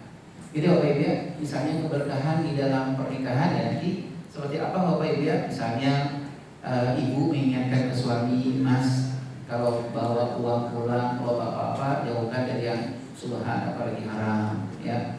Aku dengan anak-anak sangat siap untuk dengan penghasilanmu yang apa adanya. Nah, tapi jangan alirkan ke dalam jantung, ke dalam darah anak-anak sesuatu yang sifatnya subhan apalagi haram. Karena nanti berbahaya. Berbahayanya apa Bapak Ibu? Urusan makan. Di Amerika Serikat itu ada penelitian kepada Ibu. Berbahayanya itu ada 7.000 kepala keluarga Muslim diteliti. Separuhnya itu bapak dan ibunya nggak terlalu aware dengan persoalan halal dan haram. Kalau yang separuhnya lagi itu sangat peduli dengan halal dan haram. Jadi anak-anaknya dibiarkan tumbuh sampai anak-anaknya usia 13, 14, 15 tahun. Anak yang bapak ibunya nggak terlalu peduli dengan halal dan haram itu sangat susah untuk membentuk soal saksian, soal kepribadian. Sangat gampang terpengaruh oleh sesuatu yang buruk. Nah kalau berbeda dengan anak-anak yang dibesarkan dengan bapak dan ibunya peduli banget dengan persoalan halal dan haram itu. Oke. Kemudian yang ini akhirnya yang di sini periksa relasi spiritual orang tua dan sekolah. Kalau tadi saya sebutkan Ibu Qayyim Al-Jauziyah dan beberapa orang ulama yang lain menyebutkan, mohon maaf ya bapak, saya bapak kalau nggak sama saya tidak apa-apa, tapi ini nasihat buat diri saya. Kata ulama-ulama ini urusan rumah tangga kita ada banyak masalah, urusan pengasuhan ada masalah. Bapak dan Ibu nggak usah buru-buru datang ke konselor, nggak usah datang ke psikolog, nggak usah datang buru-buru ke psikiater, karena psikolog psikiater juga lebih banyak masalah. Jadi jangan banyak beban lah. Tapi apa yang harus kita lakukan? Ibu Qayyim menyebutkan apa baik? Kalau kita rumah tangga ada masalah, ini ngomongnya sama istri, perasaan udah ngomong nih, tapi kenapa kayak kamu gitu lah? Kamar udah ditambah AC AC-nya, kamar kecil, tapi tambah AC-nya, ada 2 AC-nya, udah kayak freezer gitu Bapak Ibu. Tapi bawaannya panas aja gitu Bapak. Terus kemudian ngomong dengan anak, masuk anak, susah gitu masuk. Kata orang kampung, susah dimasukin kebenaran gitu kepada anak-anak gitu. Kalau ulama tadi menyebutkan, apa yang paling utama ibu lakukan? Ibu cek seperti apa hubungan suami dengan Allah Subhanahu wa Ta'ala. Itu sebenarnya inti dari paling penting kepada ibu. Jadi ceklah relasi pertama itu relasi spiritual ayah dengan Allah Subhanahu wa Ta'ala. Jadi apa itu sebabnya Bapak dan Ibu? Jadi ke ayah ini perannya sangat luar biasa. Sangat luar biasa. Kita ini peran sangat luar biasa. Paling gampangnya kita dekat dengan Allah. Mudah-mudahan Allah akan mudahkan urusan rumah tangga dan urusan kita semua. Tidak ya, itu kunci yang menurut hemat saya. Tidak perlu ikut bapak kalau udah mau pulang sekarang boleh pulang sekarang, itu Bapak Ibu. Tapi janji yang ini, itu Bapak Ibu ya. Jadi yang misalnya saya ayah Iwan pulang mau izin ya, boleh Pak pulang. Bapak janji dulu. Janjinya Pak ayah Iwan 1 juz 1 hari Pak, gitu gitu. Oh kalau itu saya dulu pulang. Jadi setidak-tidaknya saya akan ketemu dengan Al-Quran setiap ayat-ayat. Saya akan mementingkan sholat sunnah saya. Saya akan mementingkan sholat duha saya, gitu Bapak Ibu. Karena bapak-bapak dengan ini rahasia yang luar biasa. Penelitiannya juga di Amerika Bapak Ibu. Ada bapak-bapak yang kalau pergi kantor itu dia wajibin banget sholat duha meskipun 2 rakaat. Setelah sholat duha itu dia doa, apa yang dilakukan? Dia bayangin wajah anaknya di sekolah. Ada bapak-bapak yang tidak melakukan sholat duha. Dilakukan penelitian ketika ditanya kepada anaknya, bapak-bapaknya sholat duha, ayah wahai anak-anak, kamu lagi mikir apa sekarang? Sekarang ini mikir apa? Aku lagi mikirin ayah sedang apa itu doa. Ditanya kepada anak-anak, ayahnya nggak sholat duha, kamu lagi mikir apa? Enggak ada, lagi mikir apa. Maksud saya, ayah, itu butuh banyak fasilitas dari Allah untuk mendapatkan anak-anak kita, terutama fight di usia-usia sampai 20 tahun. Tidak ya? Jadi kita gunakan fasilitas ini, Bapak Ibu, sholat duha kita gunakan itu Bapak Ibu, karena ayah surga kita kan di luar ya, surga kita kan di luar, tidak ada di TV. Kita akan banyak tinggalin anak-anak kita itu bertanya saya. Tidak ada penjagaan yang terbaik kecuali dari Allah Subhanahu wa Ta'ala. Nah kalau kita nggak sowan selalu kepada Allah yang menjaga ini, terus aku mau peduli nggak sama anak kita? Udah masih dalam politik ya, logika seperti itu. Baik. Kemudian amanah Allah. Nah amanah Allah ini saya pikir kalau Bapak Ibu sudah melakukan anak ini miliknya Allah, sudah barang tentu harus dengan manualnya Allah. Itu Bapak Ibu ya. Kalau anak 0 sampai 7 tahun, salah satu manualnya itu adalah kalau anak 0 sampai 7 tahun, lihatlah salah satunya anak 7-8 itu Bapak Ibu ya. Yang Allah katakan bahwa ada tiga hal yang paling penting di usia 0 sampai 7 tahun. Itu Bapak Ibu ya. Urusan pertama pendengaran, kemudian mata, penglihatan, kemudian hati. Tidak ya. Jadi urusan sebenarnya, urusan PAUD, urusan TK sampai anak kelas 2 SD ke bawah itu adalah urusan 3 saja Bapak Ibu. Urusan pendengaran, urusan penglihatan, urusan hati. Itulah sebabnya Bapak Ibu kalau guru-guru yang pegang anak kelas 2 SD ke bawah sampai TK itu, kalau kita mau mengatakan harus adalah guru-guru yang terbaik Al-Quran. Itu ya Bunda ya. Karena urusannya dengan pendengaran. Ya Bunda ya. Gitu. Kalau ayah dan ibu yang punya anak kelas 2 SD ke bawah, harusnya adalah ayah bunda yang berusaha memperbaiki apa-apa yang didengar oleh anak-anak. Gitu ya Bunda. Karena kurikulumnya Allah salah satunya adalah 0 sampai 7 tahun atau sampai 8 tahun ada 3 saja sebenarnya. Gitu ya Bunda. Karena 3 ini basic. Sepakat Bapak Ibu? Basic yang 3, basic hidup kita. Itu Bapak Ibu.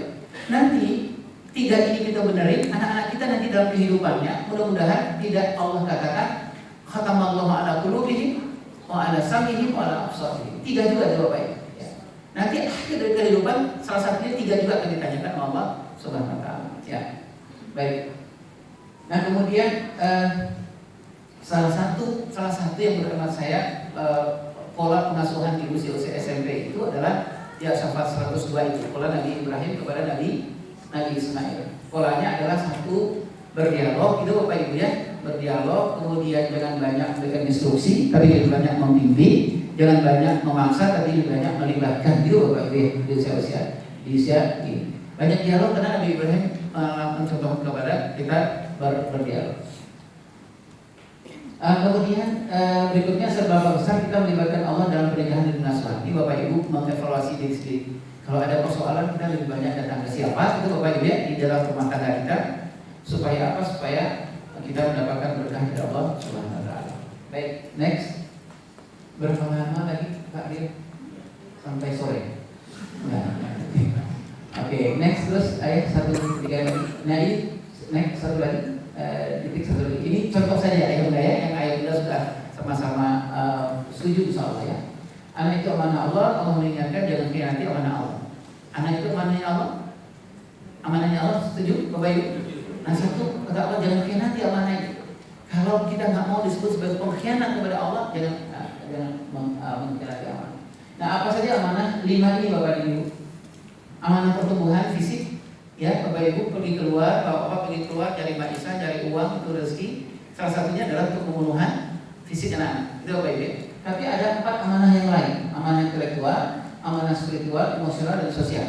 Tadi saya menyebutkan Bapak Ibu, beda memperlakukan anak-anak yang SMP dengan SD, beda Bapak Ibu. Secara perkembangan intelektualnya berbeda, tidak ya? Kemudian rujukan-rujukan yang kita cari dari sirah dan sahabat-sahabat juga berbeda, Bapak Ibu ya. Bapak-bapak dan ibu-ibu masih ingat bagaimana ayah dan ibunya dari Muhammad Fatih di Turki? Bagaimana setiap hari itu ibunya bawa anaknya keluar, kemudian keluar rumah dan kemudian melihat menyeberangi Selat Bosporus itu, melihat Konstantinopel. Terus ibunya bilang, apa yang kamu lihat nak? Aku melihat ini. Terus kata ibunya, sudah begitu banyak yang diutus Rasulullah SAW, tidak ada yang bisa menaklukkan Konstantinopel. Ibunya lihat. Apa yang melakukan anaknya bilang, aku insya Allah melakukan. Jadi Bapak Ibu, jadi prosesnya itulah Bapak Ibu, proses yang tadi saya sebutkan hands on itu. Jadi menarik juga kalau Bapak Ibu misalnya sekali dalam sepekan anak-anak mau pamitan itu, Bapak Ibu ya, kamu lihat di depan, iya rumah tetangga. Siapa yang akan bisa Bapak Ibu gitu ya. Tapi ya carilah contoh yang lain dengan rumah tetangga itu Bapak Ibu ya. Itu amanah secara intelektual dan secara emosional. Secara emosional tadi Bapak Ibu ya, anak-anak SMP ini jangan lagi dipuji, tapi dihargai. Dihargai itu underline adalah proses. Dia bilang, abang bekerja keras begini, masya Allah. Gitu lah Bapak Ibu ya. Okay. Kemudian amanah Allah harus dengan manualnya Allah. Tadi sudah saya sebutkan ada manual-manualnya. Salah satunya adalah ini ya Bapak Ibu ya. Bapak Ibu bisa cari yang lain. Semakin ke bawah ini Bapak Ibu, semakin ke bawah amanah Allah ini semakin besar amanah Allah. Jadi semakin kecil umurnya anak kita, semakin besar amanahnya. Jadi kalau gitu logikanya dalam pengasuhan adalah semakin kecil kelasnya anak kita harusnya dipegang oleh orang-orang yang semakin luar biasa. Itu Bapak Ibu ya. Kalau semakin kecil umur anak kita, harusnya Bapak dan Ibu semakin serius mengurusnya. Karena Allah memberikan yang terbaik sepanjang hidup anak-anak. Jangan kita tidak memberikan yang terbaik kepada anak-anak kita di usia yang paling baik Allah berikan. Sepakat yang Ibu dan Bapak ya? Gimana ayah Irwan kami udah punya 0 sampai 7 tahun? Ya produksilah yang baru. Gitu aja. Habis ini insya Allah bila dimulai aja programnya, gitu ya. Nah bilang sama istri di sini deh sudah ada rekomendasi dari ayah Irwan ya, insya Allah ya. Gitu ya. Ya kita mulai amanah Allah ini dengan manualnya Allah. Kata istri enak diambang. Oke. Kemudian jadikan anak yang tangguh dan anak lemah. Tadi sudah Bapak Ibu ya, di An-Nisa ayat 9 itu amanahnya Allah apa? Jangan tinggalin anak yang lemah. Nah kalau nggak boleh tinggalin anak lemah, berarti kita harus tinggalkan anak yang tangguh yang kuat. Anak yang tangguh yang kuat itu adalah pengertian secara pengasuhan adalah yang usia psikologisnya lebih matang. Bapak Ibu masih ingat di sirah Zaid bin Sabit Usama itu umur 12 tahun, 14 tahun ikut audisi jihad, ikut audisi nyanyi. Dan tidak diangkatkan oleh orang tua. Itu Bapak Ibu. Beberapa ahli profesor di Amerika Serikat pernah saya tanya Bapak dan Ibu melakukan penelitian terhadap ini Usama Zaid bin Sabit. Dan mereka sepakat bahwa memang An-Nisa 9 itu sangat luar biasa. Tugas kita adalah bagaimana menstimulasi usia psikologisnya lebih matang usia biologisnya. Muhammad Fatih itu 19 tahun, jadi 45, itu Bapak Ibu ya. Jadi targetkanlah Bapak dan Ibu dari ilmi kita doa sama-sama. Dari Darul Ilmi ini dia masuk ke SMA Darul Ilmi dan kemudian dari SMA itu dia kuliah sebentar. Habis kuliah dia makan di SMA, kemudian dia mencalonkan diri jadi gubernur Lampung. Bapak Ibu ya. Iya, nggak tahu pilih apa enggak. Ini calon jadi gubernur. Baik, next. Nah, yang kedua adalah periksa dan kuatkan relasi pernikahan. Roadmap pernikahan dikuatkan, serumah tapi tidak sejiwa, ketemu fisik, ketemu jiwa, stiker yang tertukar, berpura-pura dalam rumah tangga kita hindarilah itu Bapak dan Ibu ya, karena paling berat itu berpura-pura Kalau misalnya Dude Herlino itu Bapak dan Ibu, karena dia berpura, semakin hebat dia berpura-pura, semakin besar rekeningnya. Gitu Bapak Ibu. Kalau kita terus berpura-pura dan berumah rumah tangga, itu asam urat naik, ya kolesterol naik gitu Bapak Ibu ya, stroke bakalan terjadi gitu Bapak Ibu, karena berat sekali itu berpura-pura. Saya dulu Bapak Ibu melewati dulu dengan almarhumah istri saya jujurnya dulu sih berpura-pura Bapak Ibu. Kalau mau kondangan tangan saya begini begitu, dia bilangnya. Kata almarhumah istri saya, kenapa ini Mas gitu, tangan masukin tangan gitu, kenapa harus nonton? Ntar mau taganya, kenapa harus nonton?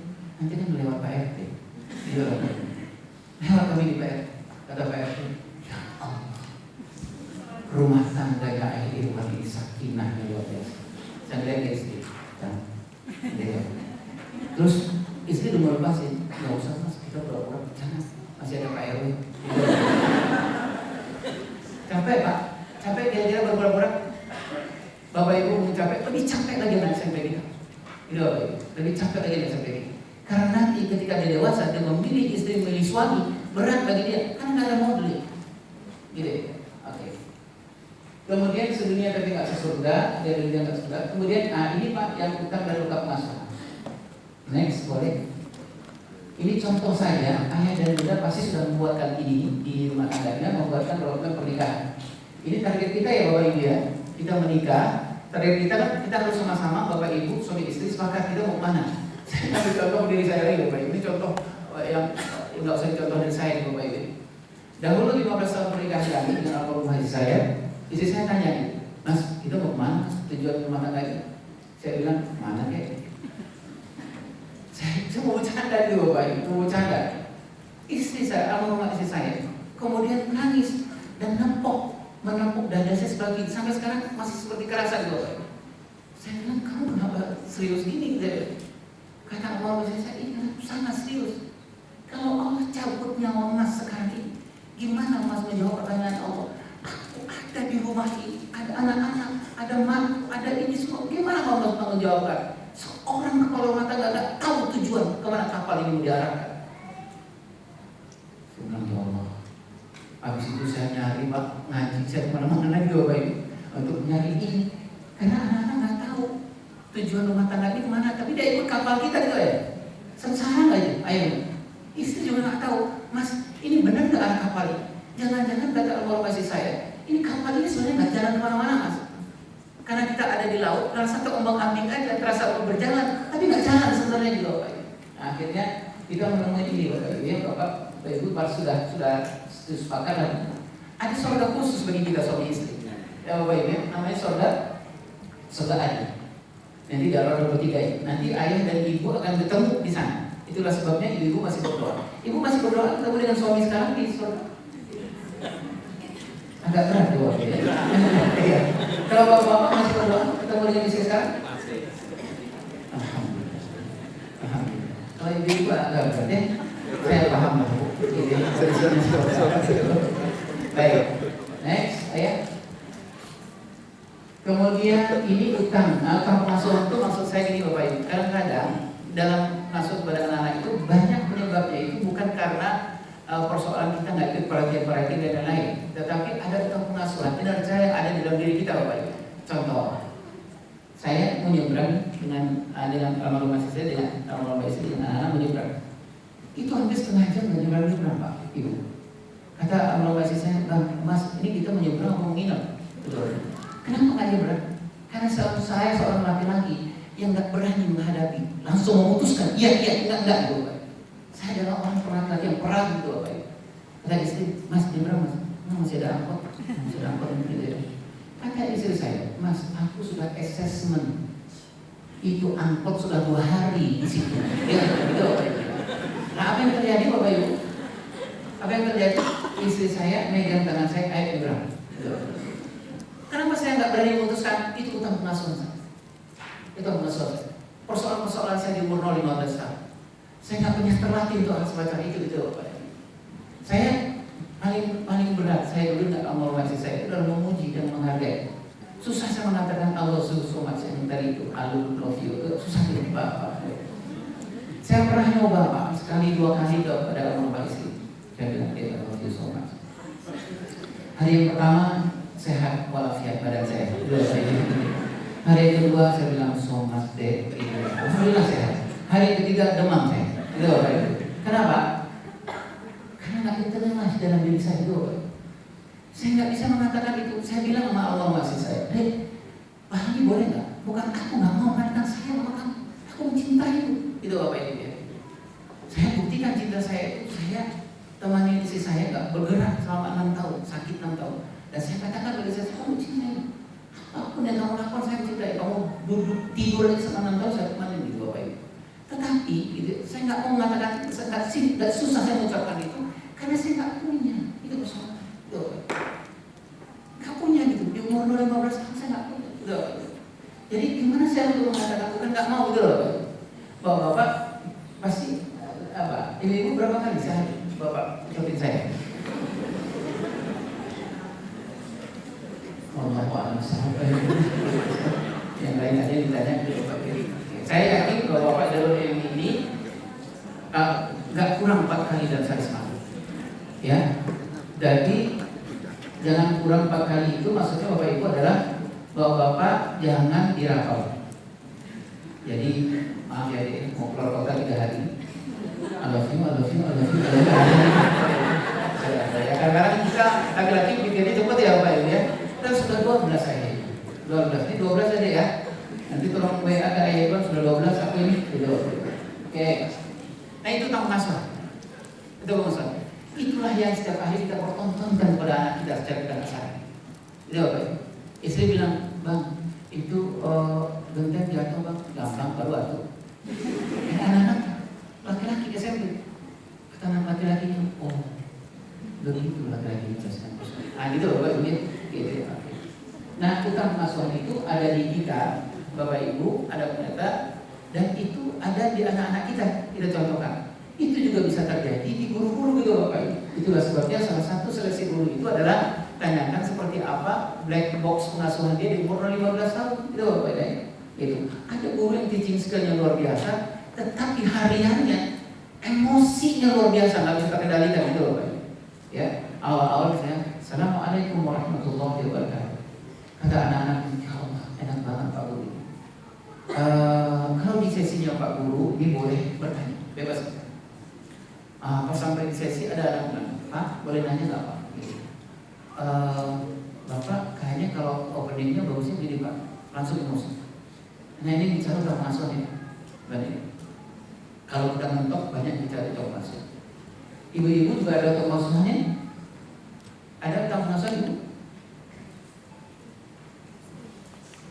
Nggak ada. Saya contoh gini pun, contoh gini. Ada ibu-ibu yang kalau emosi itu nggak bisa ngomong. Kalau emosi itu langsung ke jendela, lihat ke jendela. Tiba-tiba asma, gimana sehat? Gitu ya. Kata suaminya, kamu marah deh, Kak? Kamu sedih, Kak? Kamu kecewa, enggak? Kalau suaminya bilang kalau enggak ya aku goes ya. Kata istri, lewat kucing. Kata si istri, ngapain lewat sini? Kata kucing kenapa buang? Gitu loh Pak Ibu. Jadi itu bukan karena dia nggak dapatkan itu. Nah itulah saya menyebutkan bahwa pada ibu, parenting is wiring. Pengulangan. Itu apa ya? Itu dilakukan secara hebat di umur sampai 15 tahun sampai 16 tahun. Kalau kurang hebat, bilang pada ilmu. Ayo kita berdua bersama kita kurang. Kalau kurang kita bilang harus masuk. Katakan soleh, tunjukkan soleh pada anak kita 15 tahun. Salam perbaiki. Itu apa ya? Mudah-mudahan nanti umur 20 tahun ke atas kita nggak kolesterol gitu Bapak ya. Kita nggak mikir gimana ya anak atau apa gitu. Karena kita sudah tunaikan hak-haknya dia juga buat terbaiknya dia. Baik. Next terus Bapak Ibu, nah terakhir itu adalah periksa kuatkan relasi pengasuhan. Nah, ada di dalam konteks pengasuhan dalam Islam itu ada 14 prinsip. Prinsip itu adalah sesuatu yang nggak bisa kita nego. Gitu Bapak Ibu. Ada prinsip dalam Islam, misalnya apa? Anak itu amanah itu nggak bisa dinego. Itu Bapak Ibu. Itu amanah dari Allah. Kalau itu anak itu adalah amanah Allah, berarti amanah harus ditunaikan. Gitu Bapak Ibu ya. Oke. Next. Terus sepakati pola roadmap pengasuhan. Ini contoh roadmap ayah. Kalau ada roadmap pernikahan, otomatis ada roadmap pengasuhan. Supaya kenapa kita bikin roadmap, Bapak Ibu? Pernikahan kenapa kita bikin roadmap? Supaya kita tahu jalan kita mau kemana, tujuan kita mau kemana. Itu Bapak Ibu. Kalau nggak ada roadmap agak susah. Kenapa Darul ini sukses mengurus anak, mengurus sekolahnya Darul ini? Karena punya roadmap. Tujuan SMP kemana, anak SMP seperti apa, kelas 3 seperti apa, itu betul Bapak Ibu. Ya, pernikahan kita mudah-mudahan bisa sukses, itu berkah. Salah satunya adalah kita punya roadmap. Kalau ada pertengkaran suami istri di pernikahan, istri mengatakan, Bang, masih sama tujuan kita? Gitu Bapak Ibu ya. Dan suaminya, oh iya, maaf ya, aku emosi. Gitu Bapak Ibu ya. Oke. Nah ini contoh saja ayah yang muda roadmap pengasuhan supaya kita bisa memenuhi anak-anak kita, dan ini adalah bahagian dari proposal minta maaf kita kepada anak kita. Saya mengatakan di diri saya, ya Allah maafkan. Saya bilang pada anak, maafkan ayah enak, karena ayah nggak punya roadmap dalam mengasuh. Umur 15 tahun, sudah 15 tahun, kamu nggak ada roadmap ayah. Ada hak-hak kamu yang tidak tertunaikan sebenarnya. Nah ini roadmapnya. Allah menyebutkan anak laki-laki dan anak perempuan berbeda. Berbeda cara mengasuhnya, berbeda Bapak Ibu ya, berbeda. Dan kemudian Allah menyebutkan Inna wasafa Adam wa Nuhan ala Ibrahim. Allah sudah tunjukkan kalau punya anak laki-laki ini rujukan kata Allah. Kalau punya anak perempuan ini rujukan. Enak kan hidup dalam konteks Islam ini Bapak Ibu? Enak banget sudah. Jadi Bapak Ibu dalam pengasuhan dalam Islam itu jangan bikin teori-teori dulu Bapak Ibu. Yang pertama itu adalah rujuk dulu seperti apa yang memiliki anak seperti apa. Kita gali dulu manualnya seperti apa. Baru kita masukin kurikulum kita. Itu Bapak Ibu ya. Baik. Nah ini ada anak laki-laki, tujuannya adalah supaya nanti di umur 21 tahun atau 3 tahun adalah ada laki-lakian di anak laki-laki kita. Itu Bapak Ibu ya. Ada laki-lakian. Laki-lakian itu seperti apa ya hewan? Seperti yang dicontohkan di dalam sirah Rasulullah SAW. Orang yang berani, tidak pecundang tapi pejuang, itu Bapak Ibu ya, bertanggung jawab, sederhana, malu dan lain-lain. Itu Bapak Ibu ya. Nah, kemudian akhirnya bagaimana caranya? Saya menuliskan di sini man or man not found. Ini khusus buat ayah. Kelakian anak laki-laki itu nggak ditemukan di pinggir jalan ayah. Kelakian anak laki-laki itu ayah ramu kan? Ya, ayah kuat kan? Anak laki-laki. Sama seperti Allah memperjalankan Rasulullah SAW 8 tahun oleh paman dengan pamannya dari Mekah ke Syam. Sebuah proses traveling ke laki-laki yang sangat luar biasa. Nah itulah menurut saya, ayah bikinkan traveling dengan anak laki-laki. Pernah traveling dengan anak laki-laki. Disitulah ayah menunjukkan kepada anak laki-laki bahwa begini laki-laki. Itu Bapak Ibu ya. Oke. Nah apa yang kita lakukan di usia 7 tahun, saya minta bantuan ibu-ibu untuk senang membaca sirah kepada anak laki-laki. Kalau bisa katakan Bapak Ibu ya. Karena apa? Kita harus banyakkan cerita kepada laki-laki yang hebat ini, itu Bapak Ibu. Kepada Rasulullah SAW. Rasulullah itu suka menolong masuk tuh.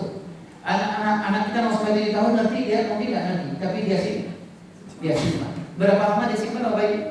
10 tahun. 10 tahun di sini. Ya. Nah, ibu suka itu membacakan sirah. Kemudian ayah 14 tahun itu ayah praktek, jangan cerita lagi ke anak-anak. Ayah praktekkan. Misalnya ayah bawa ke mall, ke jalan kemana-mana, terus lewatin pengemis itu misalnya ayah. Terus kemudian anak kita biasanya fitrahnya dia lihat ini. Nah, ayah ambil tuh kesempatan. Ayah bilang, kenapa mas lihat? Anak ayah laki-laki bilang, aku nggak kuat melihat kakek itu. Aku kebayang kakekku di kampung. Nah, kalau itu apa yang kamu lakukan? Boleh nggak uang jajan yang ayah kasih tadi untuk kita belanja di mall, aku kasih ke kakek? Kemudian dia kasih. Apa yang bapak lakukan? Pernah laki-laki rapin pak namanya. Rapin itu mengikat. Bapak mau peluk, mau tepuk, ininya boleh, mau dipeluk boleh. Bapak katakan Allah dan Rasulnya senang dengan apa yang kamu lakukan. Seperti Rasul laki-lakinya seorang Rasul. Itu baik. Jadi sebutkan dia suka menolong itu baik. Banyak kejadian ini ayah, banyak. Makanya saya usulkan kepada bapak-bapak, seringlah bersafar dengan anak laki-laki dan anak perempuan di usia SMP. Dia ya baik. Nggak usah saya bapak bawa anak laki-laki bapak pergi traveling. Nggak usah. Ini rahasia dari Pak ya. Ibunya nggak usah. Nggak usah. Jangan udah rahasia. Ada Pak urusnya. Jadi Pak tadi udah saya dengar Pak. Dengar ya Pak ya. Nah 8-14 bapak praktek.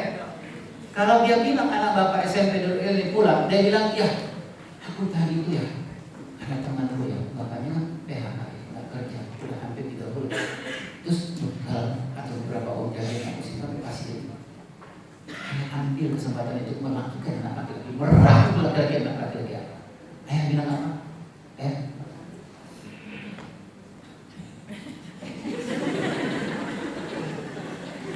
Ini resiko dulu depan ya.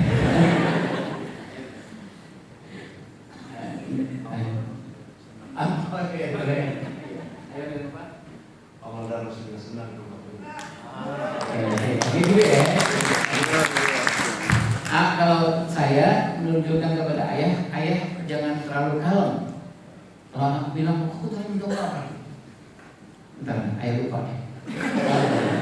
Ayah dan kalau anak laki-laki SMP butuh ayah yang demonstratif, agak naikin lah, ada sedikit gitu ya. Agak gunakanlah otot-otot yang ada di sini, gitu apa ya. Jangan terlalu pegang ketika ngomong sama istri kan kita mas transfer udah belum. Gitu apa ya.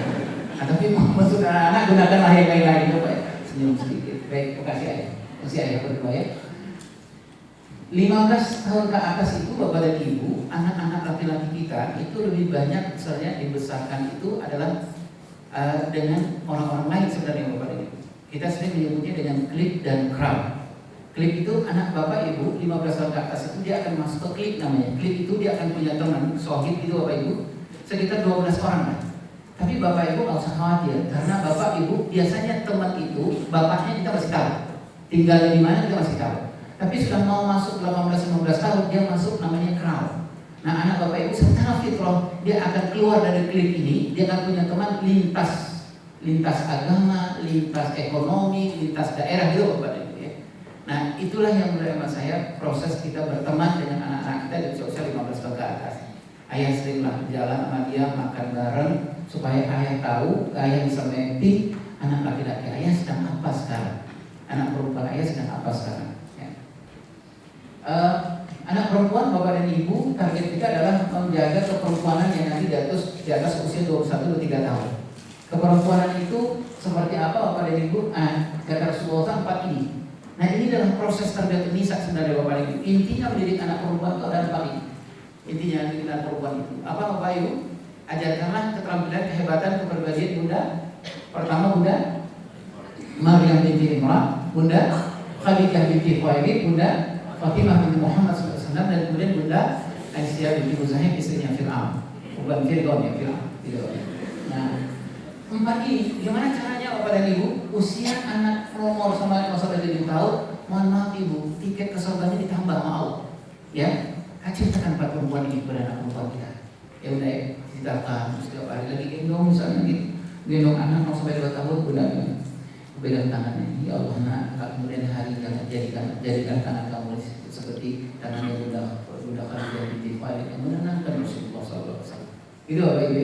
Nanti anak bunda 0-2 tahun nggak nanti, tapi dia sih. Gitu Bapak Ibu.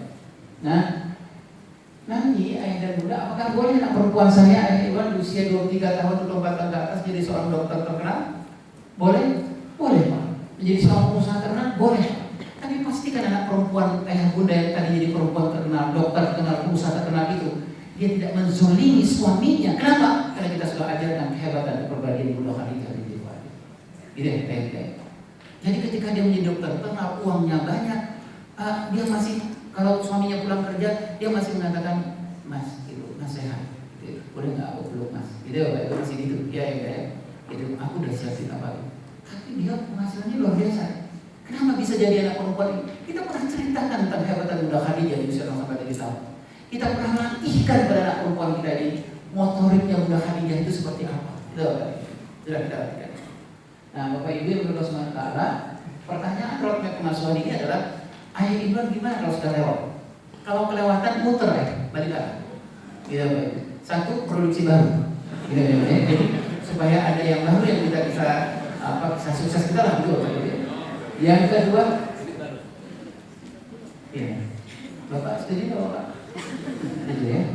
Nah, kemudian yang kedua adalah memang mau tidak mau harus kita bayar Pak, kita bayar. Nah, apakah Bapak dan Ibu kita nggak memberikan yang terbaik kepada anak-anak kita bisa sampai 7 tahun kita bisa sukses? Sangat bisa Bapak Ibu, sangat bisa.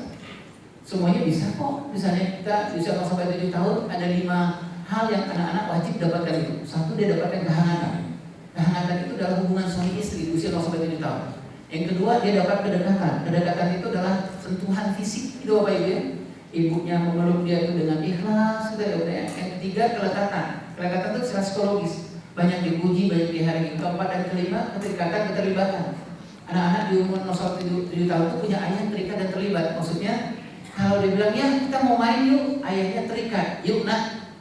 Tapi ayahnya nggak terlibat, aja nggak diinginkan. Misalnya anak itu udah main asik di sana, gitu. Terus kemudian anaknya bilang, ya ini mainan aku enak banget, ini mobilnya bisa gini. Ayahnya punya, gitu. Alhamdulillah. Ya ayahnya sebut dengan ini.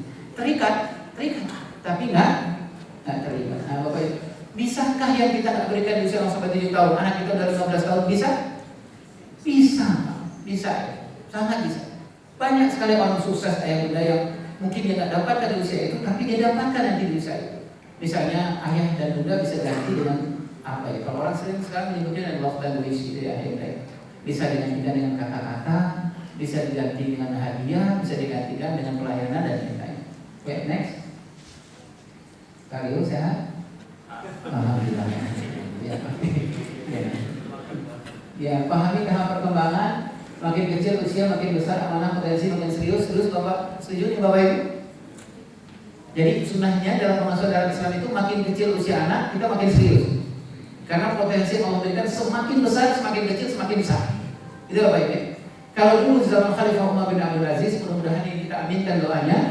Di zaman Khalifah Umar bin Abdul Aziz itu guru-guru yang setara dengan guru PAUD, guru TK, SD itu dibandingkan setara dengan guru SMP dan SMA.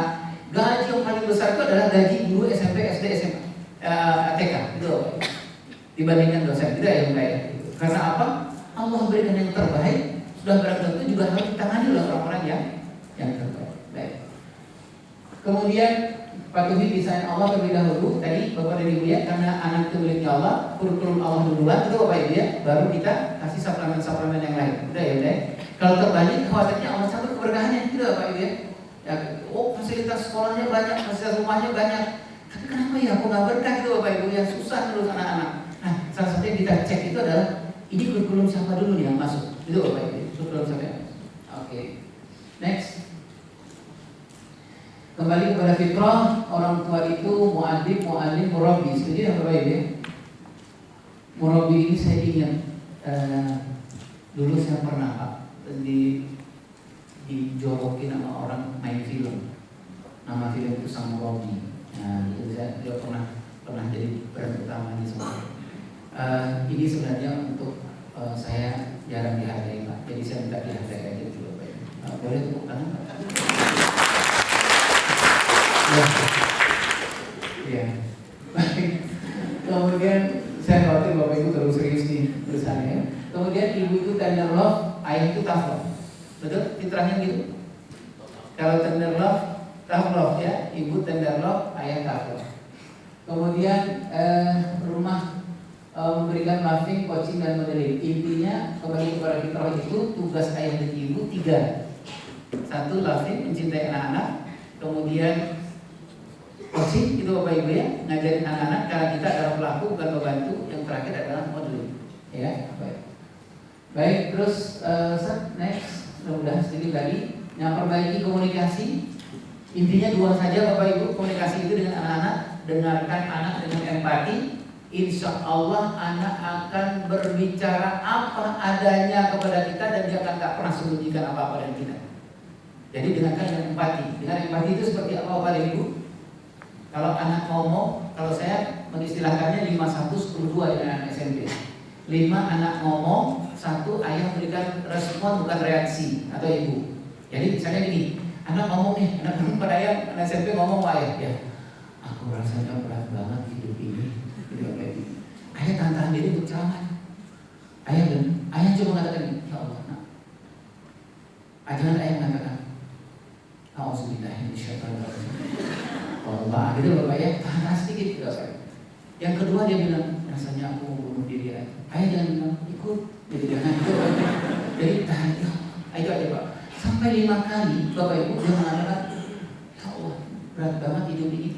Bapak dan Ibu respon, jangan reaksi. Kalau reaksi, Bapak akan mengulang kalimatnya dan itu menyakitkan buat anak-anak SMP. Kalau Bapak merespon, Bapak cari padanan kalimat sinonim dari berat itu apa? Bapak ulang dengan kalimat Bapak, dengan Ibu, ulang gitu. Berat apa kira-kira? Nggak ringan. Apalagi berat? Susah, sulit, bisa ya Bapak Ibu ya? Nah Bapak Ibu sebutkan, ya Allah, nah, sulit pasti yang kamu alami itu, pasti berat yang kamu, pasti susah yang kamu alami. Apa kata anak SMP? Yes. Makasih ayah, makasih ayah. Karena apa? Anak SMP sebenarnya ngomong sama kita bukan nyari jalan keluar sebenarnya Bapak Ibu.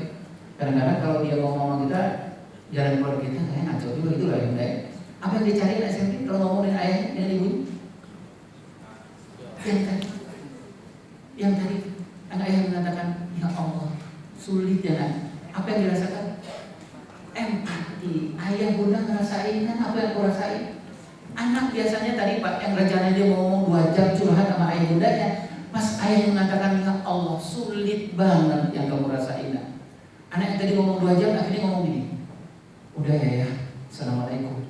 Itu udah selesai. Kita kebayang 2 jam dia mau ngomong. Apa? Kenapa? Kita tanya kan? Kita ngomong lagi Pak. Udah 2 jam mau ngomong, kenapa nggak ngomong lagi? Dia bilang udah ya, ayah tahu apa yang gue mau. Gitu. Apa Bapak anak kenapa merasakan yang paling penting anak SMP apa? Lo gitu yang paling penting. Ya Pak Ibu, ada yang pecinta Liverpool di sini? Ada Pak ya, itu. Nah, itu yang diinginkan sama anak. Jadi nggak jalan sendirian yang paling penting ya. Gitu, Pak Ibu. Jadi dia merasakan bahwa Bapak atau Ibu nggak usah ngomong juga nggak apa-apa. Misalnya anak ngomong di situ, coba Ibu ya. Terus Bapak lagi pegang HP, itu lagi pegang HP. Dia bilang, Bun aku mau ngomong nggak sebentar? Bunda gini aja nih. Yang kata istilahnya orang ahli paritet, jangan passive listening, jangan active listening, tapi deep listening itu gini. Bun aku mau ngomong sebentar boleh nggak? Gitu. Bunda bilang gini, gimana? Gimana? Deep listening deh. Itu aja sudah emotional support gitu bagi anak-anak. Itu udah. Terus kemudian anak di situ duduk. Kemudian dia mengatakan yang kedua kali, aku berat banget itu. Bunda gini aja, ya Allah, ini saja sudah emotional support bagi anak. Tidak ya. Saya ingat apa Bapak Ibu ya cerita tentang Rasulullah SAW dengan seorang sahabat kecil yang kematian burung itu ya Bapak Ibu ya. Itu kan yang pertama itu emotional supportnya Rasulullah fisik ya, bahasa tubuh gitu loh Bapak Ibu. Gitu. Sehingga anak-anak merasakan bahwa dia nggak sendiri. Nah kalau itu Bapak Ibu, ceklah Bapak Ibu utang pengasuhannya soal empati. Seberapa empati Bapak dan Ibu punya? Kenapa anak-anak nggak mau cerita sama kita sekarang? Jangan-jangan karena persoalan apa-apa, tapi kita nggak empati dengan dia gitu loh Bapak Ibu. Kita nggak deep listening dengan dia itu akhirnya. Nah yang kedua adalah bicara dengan respect agar anak mau mendengar. Respect itu menghargai Bapak Ibu ya, menghargai anak-anak. Jangan habis ini mungkin Bapak dan Ibu ya, itu pernah kejadian di Jakarta habis kita diskusi sama-sama, seorang ibu dalam mendengar itu sudah begini nih.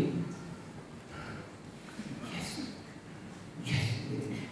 Belum selesai diskusinya Bapak 15 menit, sang ibu bilang, ayo Irwan saya izin pulang. Dengan semangat gitu. Ternyata beberapa hari kemudian suaminya protes ke saya. Karena apa Bapak Ibu? Tidak respect ngomong sama suami. Suami lagi enak-enak di rumah, istrinya ngetok pintu. Assalamualaikum, gitu. Buka pintu. Abang, kiamat sudah dekat abang. Gitu kan? Kata suaminya kenapa? Gitu ya. Abang masih pegang handphone juga. Abang kan ditanya dia mau rusak kandang ini gitu.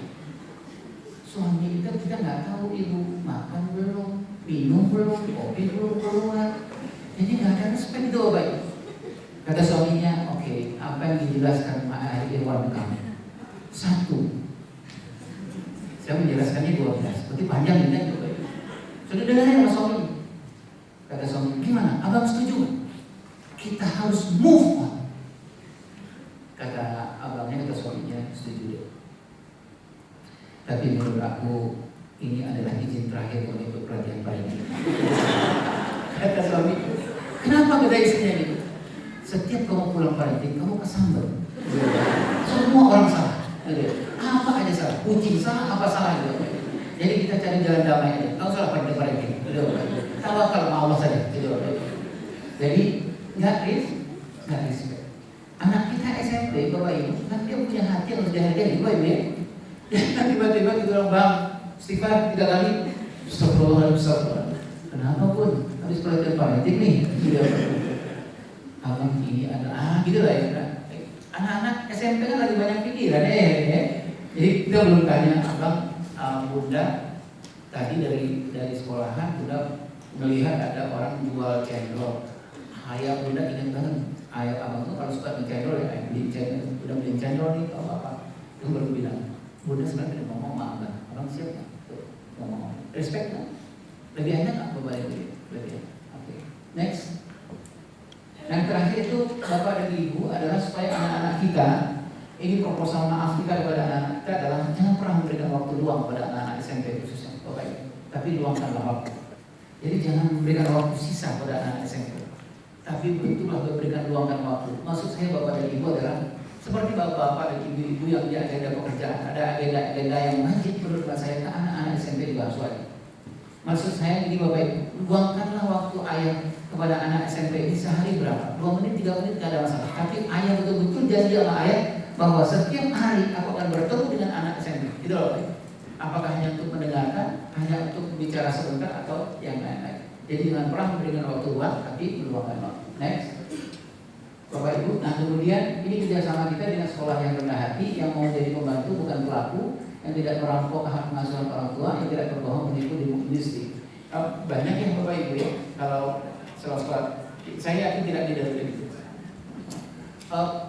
Kadang-kadang sekolah berubah menjadi mall gitu loh Bapak Ibu ya. Oh iklan-iklannya gitu, padahal enggak sebenarnya, tapi iklannya ya, itu luar biasa. Next.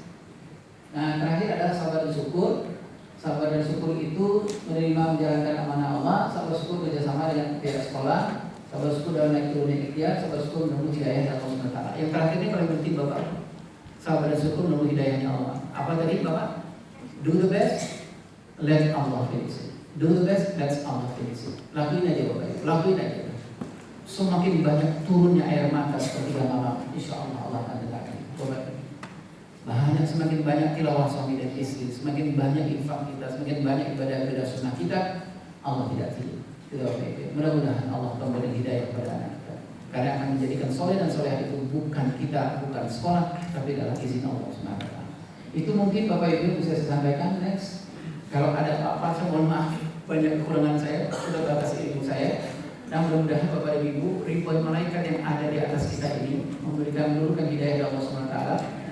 Boleh nggak Bapak Ibu pegangan yang suami istri sebentar di bawah aja nggak apa-apa, pegangan tangan sebentar.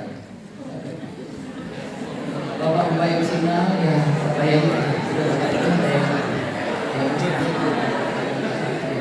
Jangan salah pegang.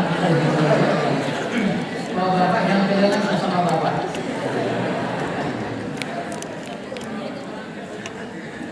Ya, kalau Bapak yang single dibayangin aja, bayangin aja.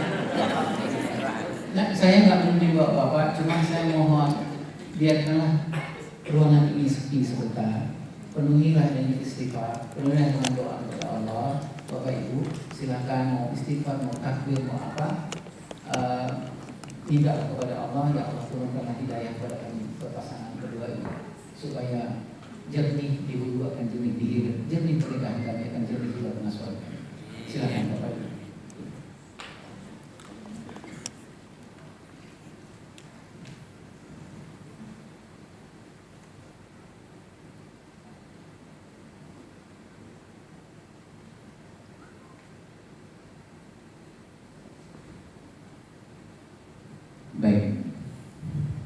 Baik, makasih banyak Bapak Ibu. Kalau kelamaan